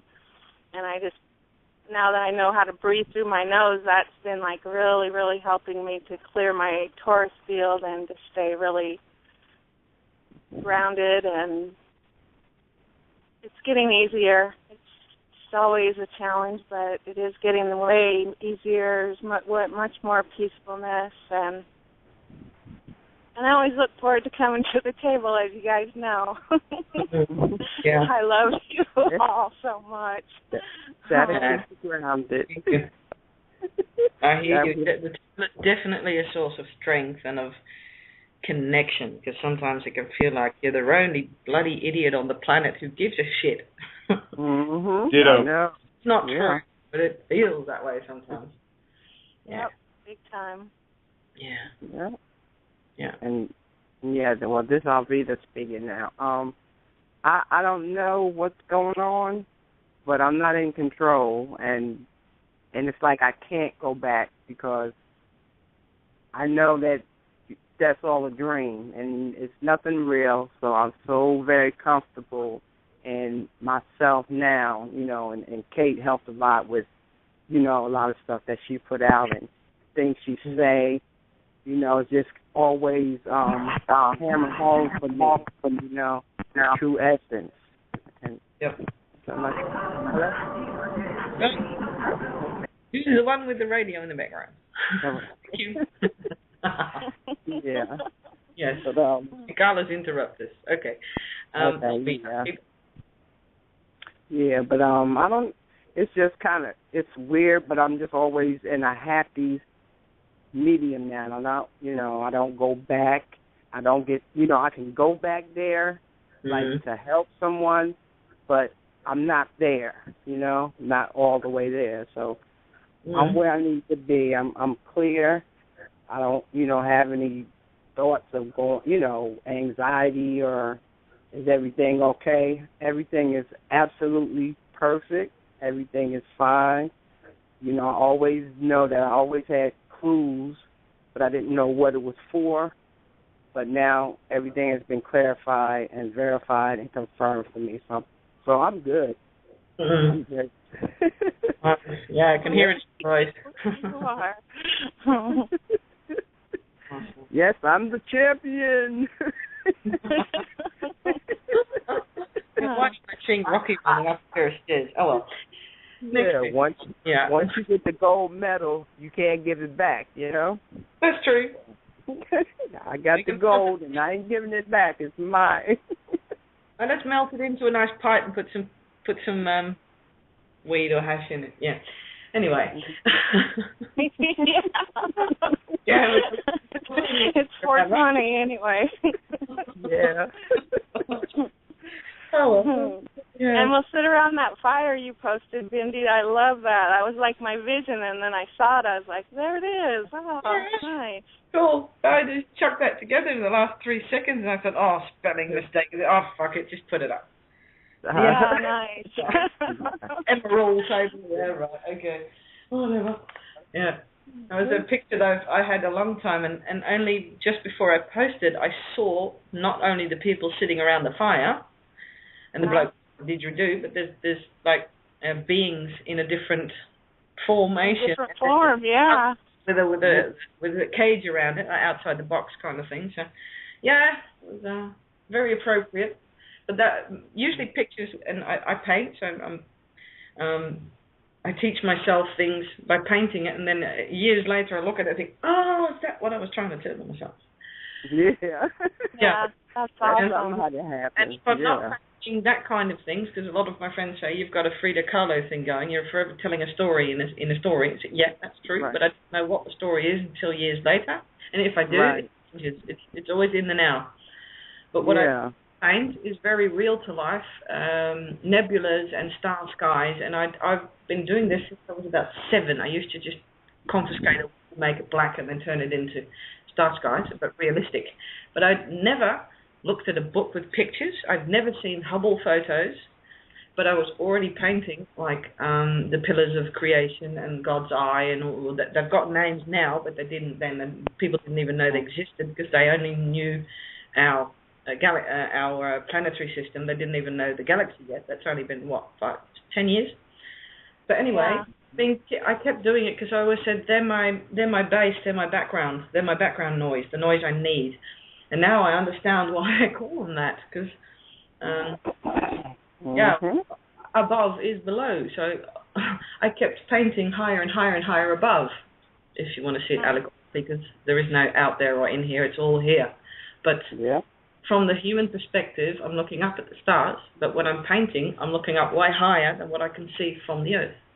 And then years later, my dad came to me and gave me a book. He said, look, here, there's photos that have been recently made and published through by using the Hubble telescope. And he said, you could have painted this for them before they put that telescope up. Right. Wow, nice. And that's when he realized what I was doing too. And that's when I started realizing, shit, I'm not just making this up, am I? It's like visual downloads, and I'm still doing it, and I'm lucky that I've got a house that I can use any wall on, and nobody can say no anymore. And so with all these, that's I think why syncretism and all that stuff fell into place for me, because it was not just observing the stars and the planets and knowing about it, because of course I went to the library and started reading all the literal facts as well, because, well, I know, I got off on that too. I'm Gemini ascendant, so, the brain needs feed. But more and more they're becoming stories and, signposts for me to stay the course. Now back to because this was a bridge back to how I stay the course, and that is by painting. I've got like a tripod I stand on. One's meditation and shamanism, the whole forgetting the outside world, blowing it up and just becoming singular torial field. But there's also the one where I expand it, like going supernova sun, just eating up all the planets as I go out and just, seeing how far I can stretch and be all and feel all and literally see all. And that's when your chakras merge to one big star and you realize, hang on, I am that central sun. And that's when I can see further, and that's where I also reload and stay the course. I need to flip out to stay here and not flip out in a zone out or numb out or addiction thing, because I know that one too. But I don't need that anymore because this one works. And it's free and it's healthy and it's amazing. And what I got from your story is like confirmation again that we really already did all this stuff before, kind of remember. So it's like, we did all this before, so what the heck, just have fun, Yeah. That's so true. It's like what Kate said, I think a few days ago, from we're the fallen angels that came here because we volunteered. There are those that are stuck in the, again, allegory, stuck in the wheel of reincarnation. And there are those that have done that game thing, whatever, and managed to start doing something else, but have realized, hang on, we need to somehow get back in the game because somebody fucked up the proper wheel. Yeah. That's why I'm not saving a planet, I'm not raising consciousness, all I'm doing, and that's why I know who I am and what I'm here to do.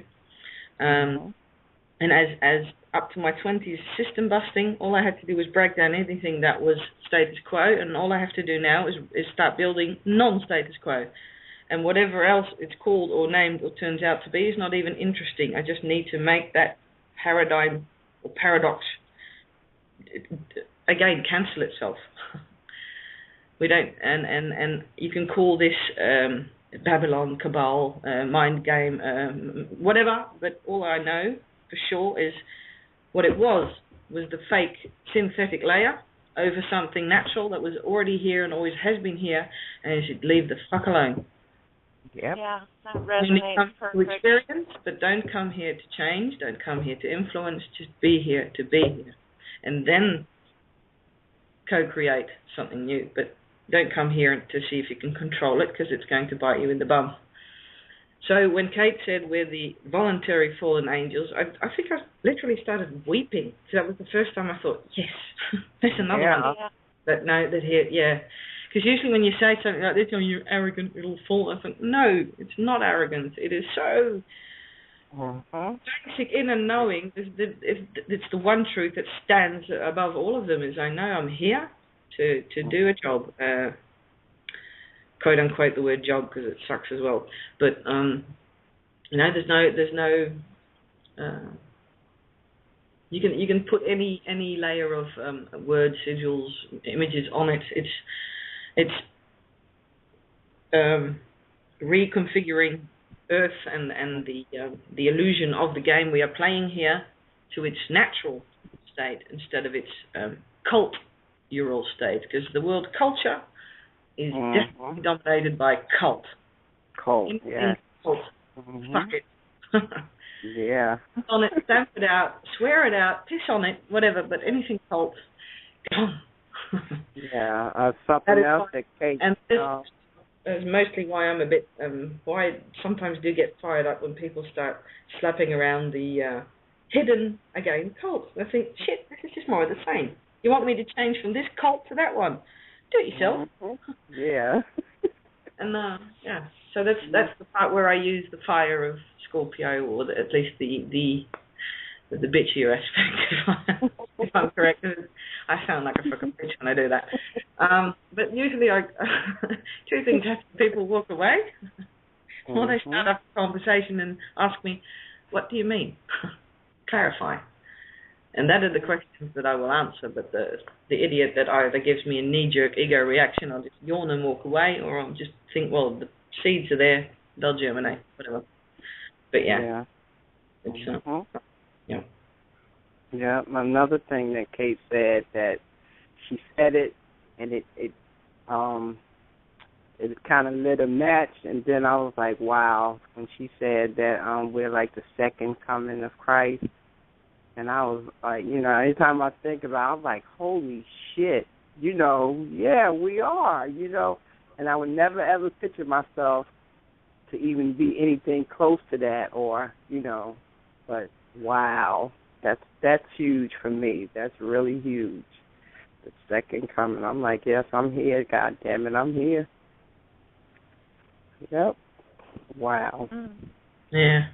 Awesome. Yep. I'm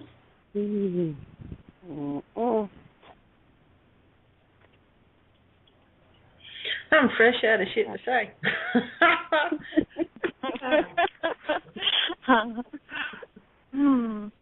I'll read this that I wrote since you're out of it. And I wrote it a little while ago, and it's stay new. You got your sea legs to stand in truth, vertical stance, deception's lance. So it's time for the new, the core, heart, that's you. Here with a Job to see through illusions. Christ all clear, I am blazing this flame, transmuting every unthink into sweet sounds of music. Imagination, I feel, the magnetic beaming I hear, the ringing in these ears, singing out signals of free energy, writing and writing till all expressions are free to be the love in a world of wonder and blissfully Shazam, Christ reigns on the blue star. Beautiful. Great. That was nice, Janet. Oh my God! I've just got my Druid Oracle deck, the animals, and man, you can't make this up. I just pulled 3 cards: the bee, the serpent, and the eagle. Oh wow! You can't make that up, can we? No, wow. We just can't.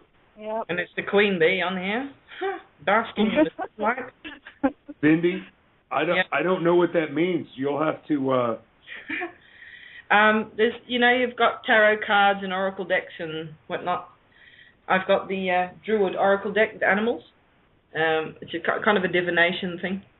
And what I do is I shuffle the cards and I ask the deck to show me what I need to know at the moment. You can do all kinds of things with it, but that's for me the simplest. And I draw 3 cards. It's usually for the Holy Trinity, the himself, herself, itself. Anyway, because we've talked, well, I think the serpent, eagle, and bee have been mentioned a zillion times already the last couple of days for me, and tonight I've mentioned them. And I really wasn't planning on getting the cards, but something drew me to them, so I picked them up. I shuffled them twice, and well, the bee fell out, so that's one. The serpent, the double entwined serpent, by the way, came out second, and I thought, well, shall I do a third? Yeah, let's do it. And then the eagle. So I can read what they mean. I'll just look them up in a sec. And I see some communication here going on. Okay. Thank you. Do you understand what I was saying? Yes. Okay, good. Comprehend it. Yeah, because sometimes Dutch and English goes like whoop in my head, and I can't. Only afterwards can I check. What did I say? You nailed it. All right. Well, I think let's have a look. The serpent would probably be the first card. It's not. Of course, the Irish have to do it differently and start with the blackbird. Bloody Irish. Anyway. Well, if one of you's got something to say or to sing, or you do a limerick or a trick, I'll look these up and I'll be back with you in a sec. All right, I'll jump in for a second here. Thanks, Bhindi. I just needed somebody else to take the helm tonight, and I'm so glad that it was you, and I kind of knew it would be anyway, so thank you for that. Yes, we Irish do it backwards. You might know an Irish tranny or two. Anyway, just thought I'd throw that in there. But no, guys, great job. I've been setting in periodically, so I just wanted to let it kind of evolve on its own. I can only get derailed so many times in a connect that I just park the car and go for a walk. It's all good. It's all good. All things for a reason, and Bhindi proved it. So do you guys. Love it. Mm-hmm. I think so. I was right on time. Yeah, interesting. Everything is always right on time, huh? Yeah, well, it looks like the Jackson, Wyoming area. Well, here's a couple of headlines for you. Where was it? Jackson, Wyoming. Of course, anytime I see Jack show up, that's to me the an allegory of the evil dead consciousness entity aspect. And Union Jack or the Union Jack, et cetera, et cetera.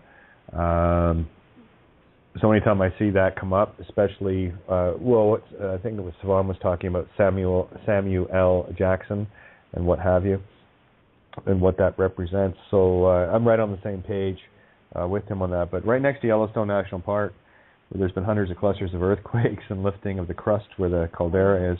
So this is Jackson, Wyoming, earthquakes intensifying, ring of fire. And it had to be Jackson. So this is the allegory of the entity aspect, the dead Bioborg, pure evil aspect is being destroyed. And that's all we're doing now is we're giving birth to this new creation, this new reality. So all we're doing now is just pushing that baby home. So there you go. Does that buy you enough time, Bhindi? Perfect. There you Perfect. Go. Thank you. Silly Irish. Just kidding. I love the Irish. They're all me too. Right, let's start with the bee. This is awesome. In the tradition of the Druids, the bee comes from paradise, the world between mind and the sun or spirit. I'm translating this from Dutch, so give me a sec here. One of the gifts of the bee is mead, the drink that is pure sunlight. Mead is one of the oldest alcoholic beverages in the world, and it has been brewed at least 6,000 years, but I think that you could double or triple that.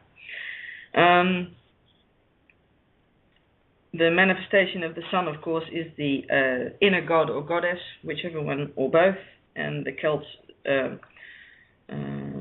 and the Scottish and Irish still celebrate the 6 seasons. The 4 main ones we still now know in the Christian tradition, but the 6 seasons, and mead was mostly drunk during what we now call Easter. Yeah. Didn't expect that one, did we? Look away. Wow. Yeah. So get a bottle of mead, guys, and get drunk, because you won't get a hangover from mead. I've been drinking it. It's nearly the only alcohol beverage I like, except for whiskey and mead. And there is a very, very nice whiskey-mead mixture called honeydew as well. So have at it. Right. After the bee came, where are you? The serpent. Yes. I had the bookmark.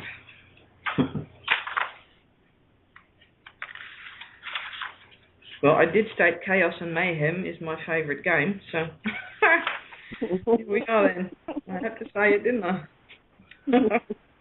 God, I had this all bloody bookmark and it's gone. Can only find a bee. It keeps coming back. Not strange. I think the first 12 years of my life I listened to bee instead of Bhindi. Right, somebody have another good story as an interlude while I look for the serpent. You know what? I'm going to do this one by intuition. What I'm seeing at the card are 2 serpents intertwined. One is dark, one is light. At the feet of, or at the tail of both serpents is a fossil. And in the rocks around it are the spirals that we know from all kinds of indigenous peoples. It is framed by a black and white Celtic pattern. The one serpent is looking up and one serpent is looking down. So this is pretty much Ouroboros doing the as above, so below symbol. Mm-hmm. Yep. To the side of the serpents is a Celtic cross without the cross on there, but only a serpent climbing up with an egg in its mouth. Wow. Yeah. Great again. Yeah. Well, the eagle card is basically more its, how do you call its feet? Not antlers, tethers, no. How do you call the claws of an eagle? Anyway, the claws of an eagle.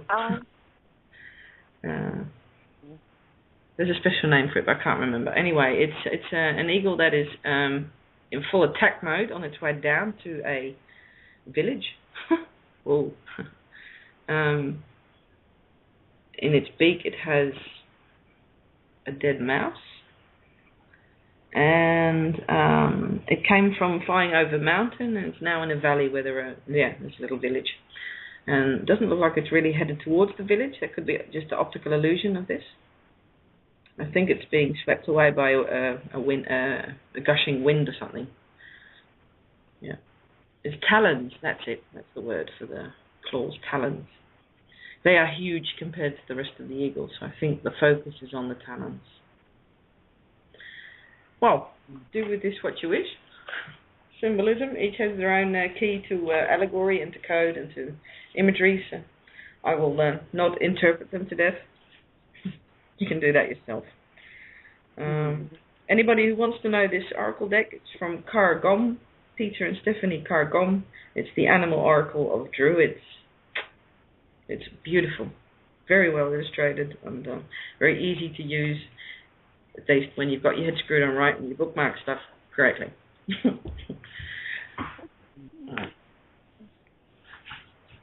Thanks for giving me something to sink my claws into. Yeah. Your talents. Talent, yeah. Yeah. Talent. Valiente, yeah. Oh, you know what? I've given myself a bit of a how do you call it? A helping hand with the whole phonics thing by every time I try to phonically rearrange or disarrange or completely screw up a word, I say them out loud in every single accent or whatever I can think of. So it stays in English, but I try and do it with an Italian accent and with a German accent, and that way I hear different sounds in the same words. So it's not just because visually it's a lot harder to see the phonics for me. Hearing them, of course, they are phonics, so you hear them, but yeah, that has been a big help because I get stuck in staring at the words and think, I'm still seeing the same 5, hang on. And now when I say them out loud in all the accents I can think of, wow, a whole lot more shows through. And the accent usually leads to breadcrumbs to other stuff I need to figure out. So, yeah. Don't know if anybody has this experience. I was just a thought, throw it in there. That's a big help. Okay.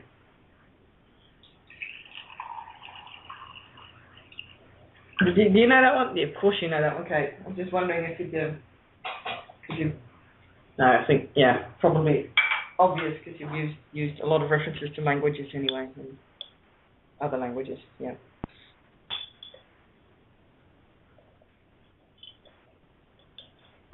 Right, just getting a cup of tea here.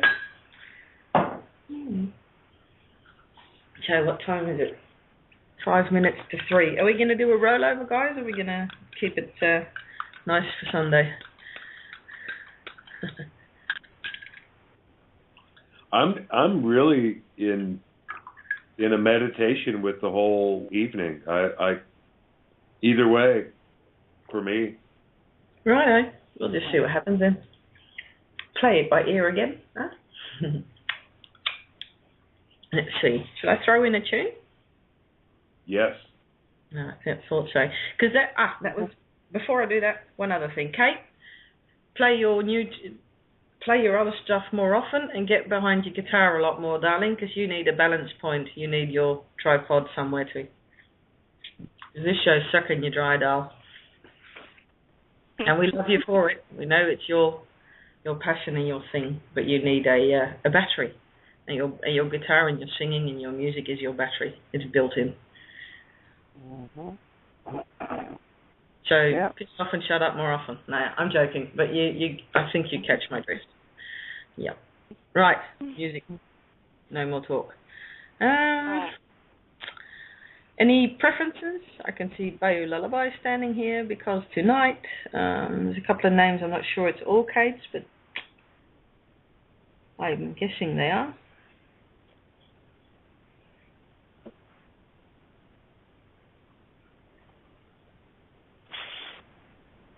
Hang on, I'll just check. Throw a dart, Bhindi. Yeah. Yeah. Yeah, that sounds good. I'm just checking because there's a lot of songs here and I'm not sure they're all Kate's. Just don't want to wreck the mood with shit. Anyway, you know what? go for it. Crash and burn. Yeah, I don't go do with this.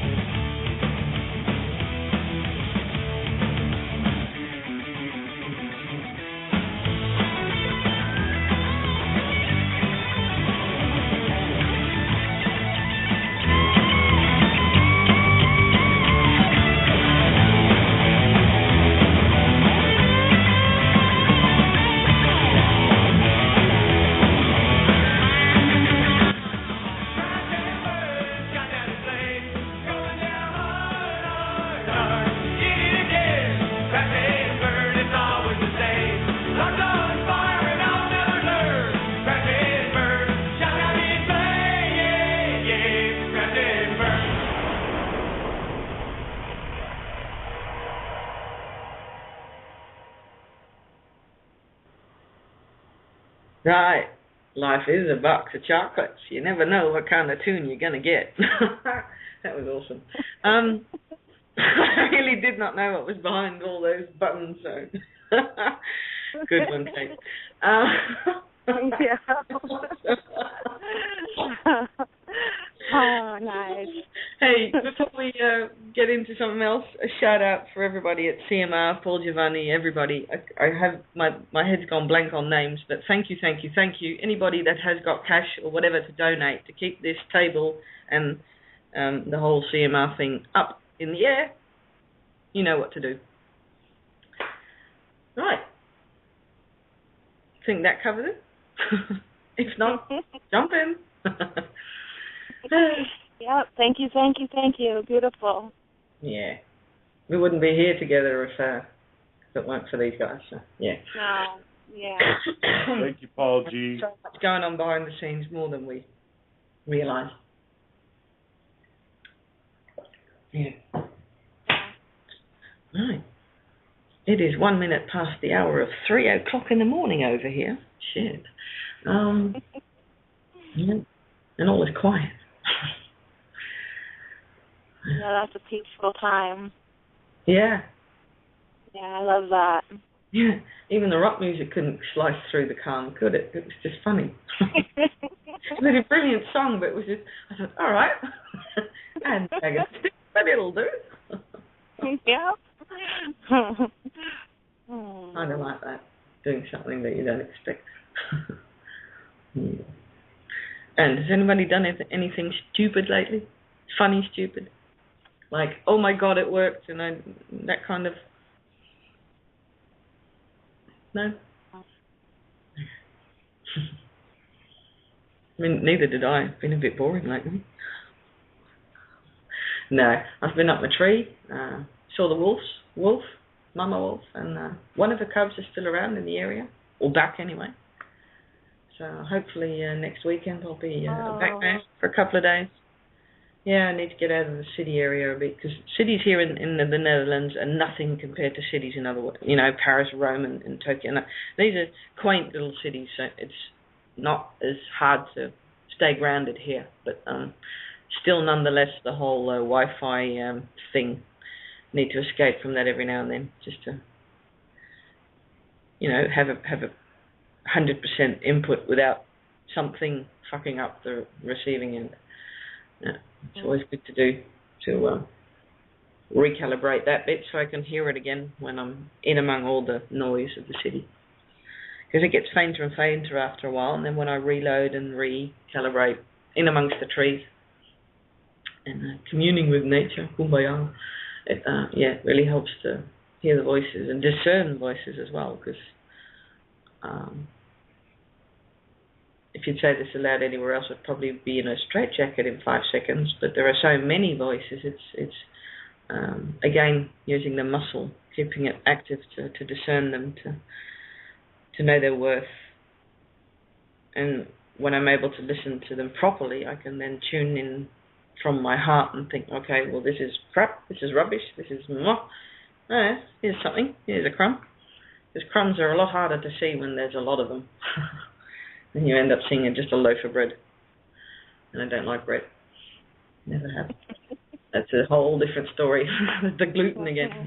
Yeah. Yuck. Anyway, yeah. Funny how that works, huh? The circle. Yeah. So I'm looking forward to seeing if I can meet the wolf again. I hope so. I think so. I think she feels that I'm there. Vice versa. Again, an aspect of myself outside. Yeah.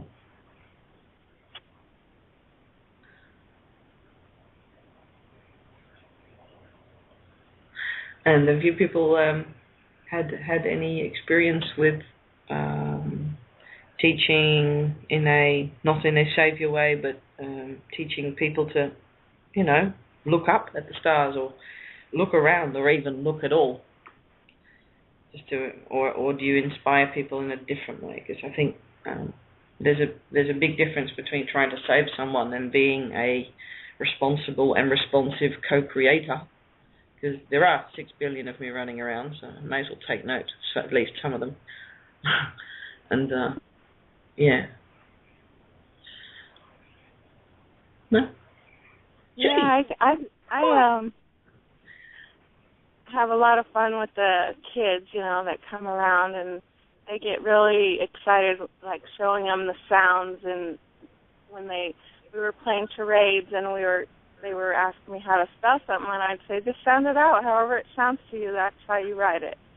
And it was really fun because they liked that. They kept just writing things, and instead of worrying about how everything that they thought they should have spelled it away, they just sound it out, and that was really fun. Yeah. Awesome. Yeah, and it was that was a fun way for me too to hear how they hear things, and I'm always playing with the words, and I like to do that too. So. Cool. And kids are so refreshing when it comes to words, because sometimes they say that you really think, what the? Hang on. Last weekend again? Yeah, they're great. Keep you in the now. Yeah. It's always good to keep in mind that these kids are, they've got a kid body, but that's about it. That's it, yeah. She calls it a kitty, but the content is quite equal. Yeah. Same with animals. I mean, the vehicle is different, but oh my God, the soul is very equal. If people got that, then meat eating would be over like that. no matter what the psychobabble is about them being farmed wrong and all that shit, because it is, of course it's shit, it's wrong, but if you were to connect to the soul of the animal and see your equal, then that's all you need for the big change, for the shift. And a child can do that too, when they, especially the young ones that can't speak yet. They can only look at you and look through you. If you can let that happen, it'll change your life. Oh yeah, just their presence of walking into anywhere that just changes the energy like instant. It's awesome. Yeah.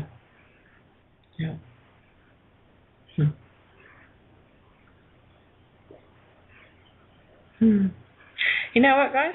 I think it's about time to wrap up. I think we've come to a very still point that is very natural, and I don't really feel any need to start yakking just to fill up another hour. So I think we're just gonna say bye-bye. All right. Well, it's been beautiful sharing. Yep. Yeah. Love you. Awesome. Love you guys. And anybody want last words? Nope. Right. I'll take them. I love you all. Thank you for being here, and see you tomorrow. Bye-bye. Bye-bye.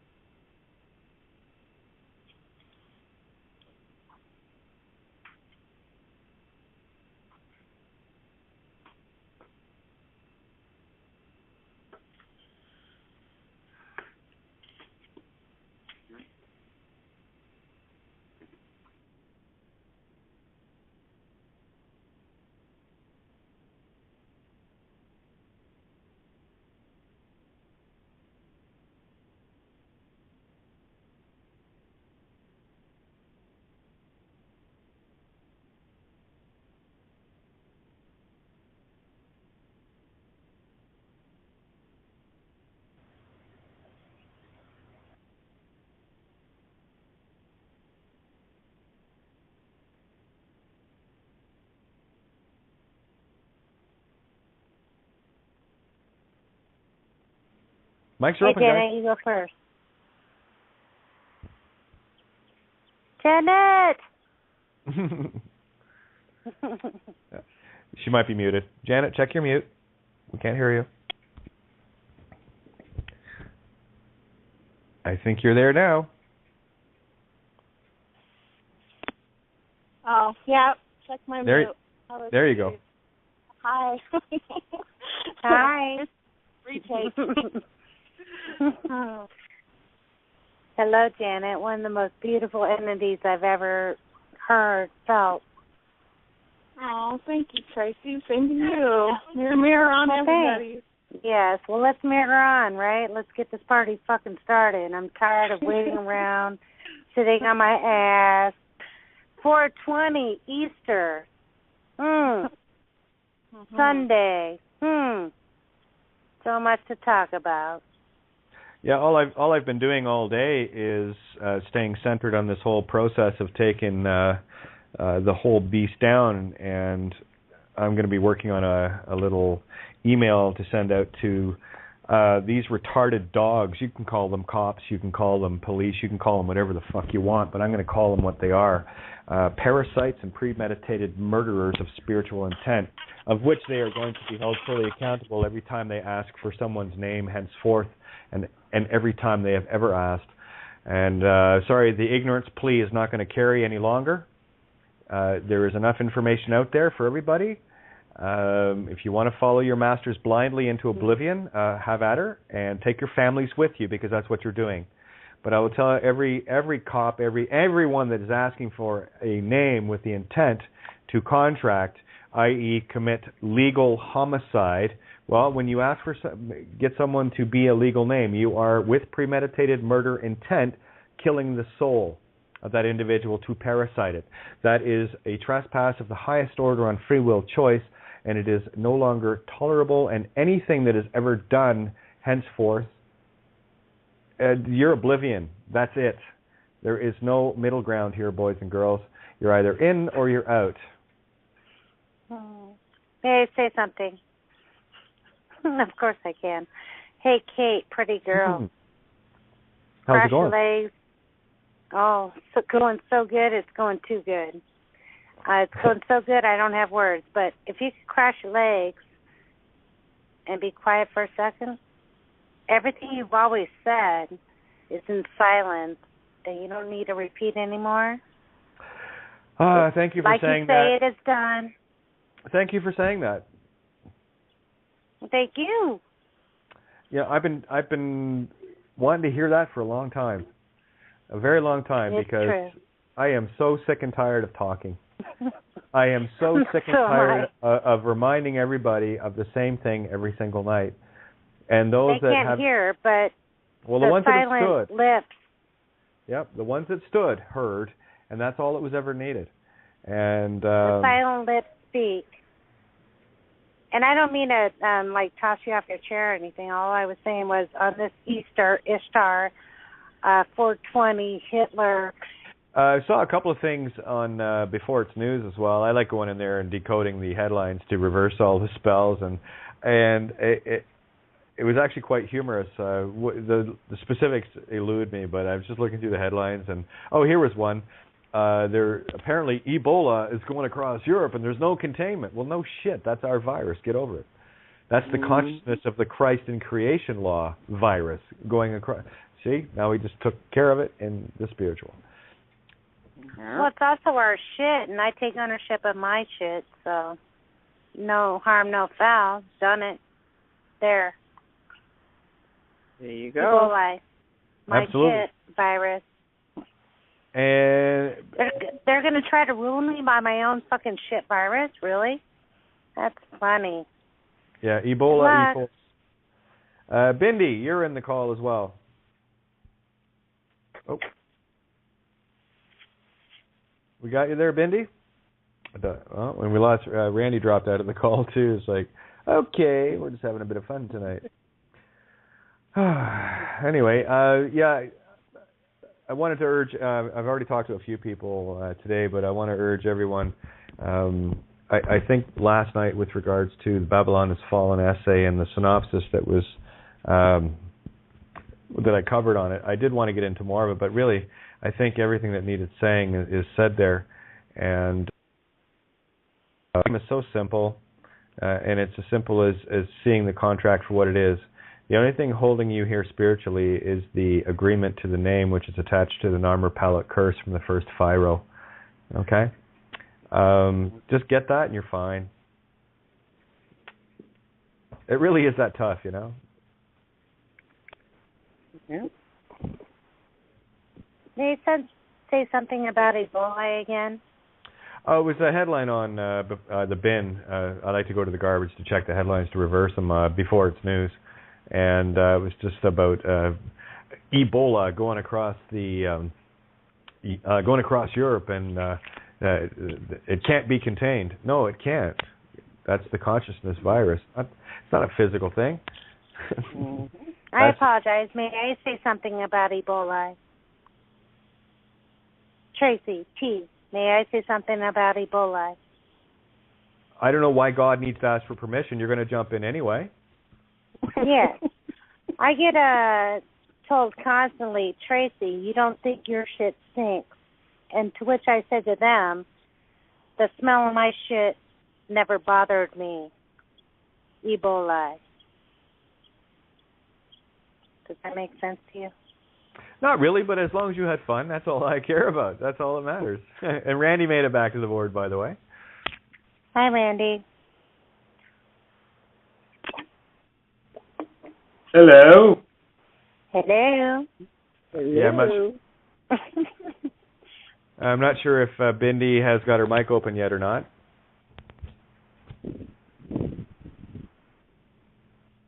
Bhindi, I'll bet you is brewing up some kind of mischief, and I love it. Oh, yeah. Bhindi's one of my favorite scorpions. You're listening to Kate of Gaia on Critical Mass Radio. The game is up. Now, it's our turn.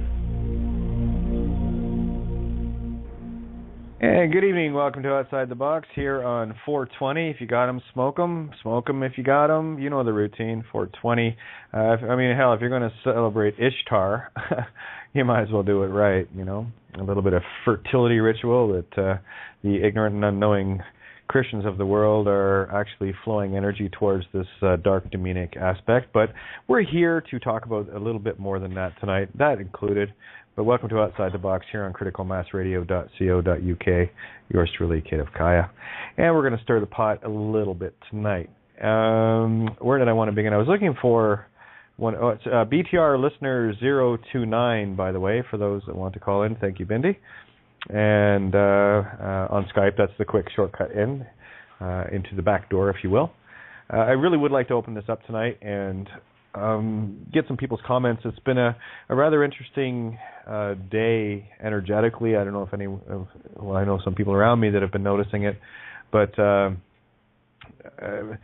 definitely a very resistive energy, and that's only because this whole system is collapsing down around its arsehole. And I'm going to be calling system out in no uncertain terms, as always, and those that serve it, they are literally sacrificing their souls, and I'm going to let them. It's just what unconditional love does, and not my choice, not what I would want to do. That's what happens when you get caught so deep in the physicality of this realm. You actually forget that you're gods, and me and a few others. Well, I'm just here to remind you that's who and what you truly are, part of the all creation, and a much brighter, much more benevolent, and much more peaceful existence, if you will. Now, I just want to make a couple of comments with regards to my Facebook page. Now, I just want to remind everybody that likes to post there, by all means, please do. You are one of 5,000 people that post there. And any time I write anything on my page, I am directing it at 5,000 plus whoever else shows up. I never write directly to someone unless I specifically say their name when I'm writing. Anyone that assumes anything other than that is in a complete state of ego reaction. It's program, it's okay. And for those that hear that might take reaction to it, that again is program. The only answer that I will accept from anyone with anything I post is simple okay, which says you're going to be open enough to have a look at it. Because here's the simple truth. If someone is sharing something from a benevolent intent with the sheer desire and wish to give people back their empowerment, back to God, whatever status you want to call it, but give them back their natural state, how in the fuck can it be assumed that there's a malevolent intent if there isn't an ego on the other side involved? The answer to that is simply this. Okay, Kate. Everything is happening on this date. Do you understand? I know you study a lot. Oh, yeah. And everything. And all of it, yeah. So, actually, what is totally fucking funny is we all, well, not all of us know it, but we know enough, if you just shut the fuck up, it all plays out, and silence is golden. And I think you already know that you're beautiful and I'm beautiful, and let it play the fuck out. It's going to lose, you know. It's going to play out. Happy Ashtar. Yeah, exactly. Happy Nazi. Happy Hitler. Happy, what was the other one? 420. Happy potheads. You know, it's all today. Isn't it interesting? Oh, yeah. I've been breathing so much today. There's so much energy. Oh, my goodness. It's all now. That's amazing. That everything we learned, everything we seek, everything we read, and left and right is all now, right now. Let it fucking do it, and I'll watch. I'll be the observer. Let it all happen. And those who destroy themselves will, and those who remain will. Awesome. Sorry, Kate, I didn't mean to take over. No, that's okay. I'm just... That's what you do, Tracy. It's all good. I get it. It's all good. I know. I just let you go. You're on a roll. Tracy, if you get out of control, you know what I do. I just mute you anyway, so it's all good. We just play the game. You know, you're Taurus, I'm Gemini. Get over it. Right? Yes, you do. It's all good. We all get along here. None of us of us spiritual powerhouses are going to take shit from anybody, including each other. It's beautiful. Alvida's in the call. Because What's up of with each you? other. Well, that's it. Exactly. I love you, and I love Janet, and I love everybody's shit. Bring it. Yeah, me too. There you go. I got Alvida and Lynn coming in on the call, and Bhindi's in here as well. So, what's wrong? All the Nadalist men not calling in tonight? No, we made them sit their ass down tonight. We gave them a cup of shut the fuck up. Hey. And of course, good luck, gentlemen. That being said, not to be outdone, Randy comes in, but then again, Randy's one of those beautiful neutral beings too. So it's like still not one of the Nautilus showing up. Come on, let's get on the Nautilus here, right? Right.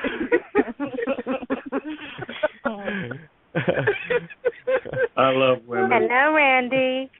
I love women. Hey. Hello. I missed you. I missed you. Thank you. Yeah. Katie, I missed that first 15 minutes. Would you repeat that? Ha! Yes. Sure, I will. Yes, she can. That's funny. She could. I like your skirt, Katie. Don't hold on to this hem. I'm gonna be moving too quick for most people to ever grab a hold of it again. You better, and all of us standing shoulder to shoulder. You know what I'm saying? Go ahead, try and keep up. It's. I'll have a look at that because that's the TV that's running, not you. And I do get weary of people defending their programs. To be perfectly blunt, if those people that still want to defend their programs just can't simply handle a third party, let's show you the slightly higher rung. Thank you for putting up what you did. Let me take it to another level with you. I'm working with you, not against you. Ego thinks it's against. Spirit knows it's with.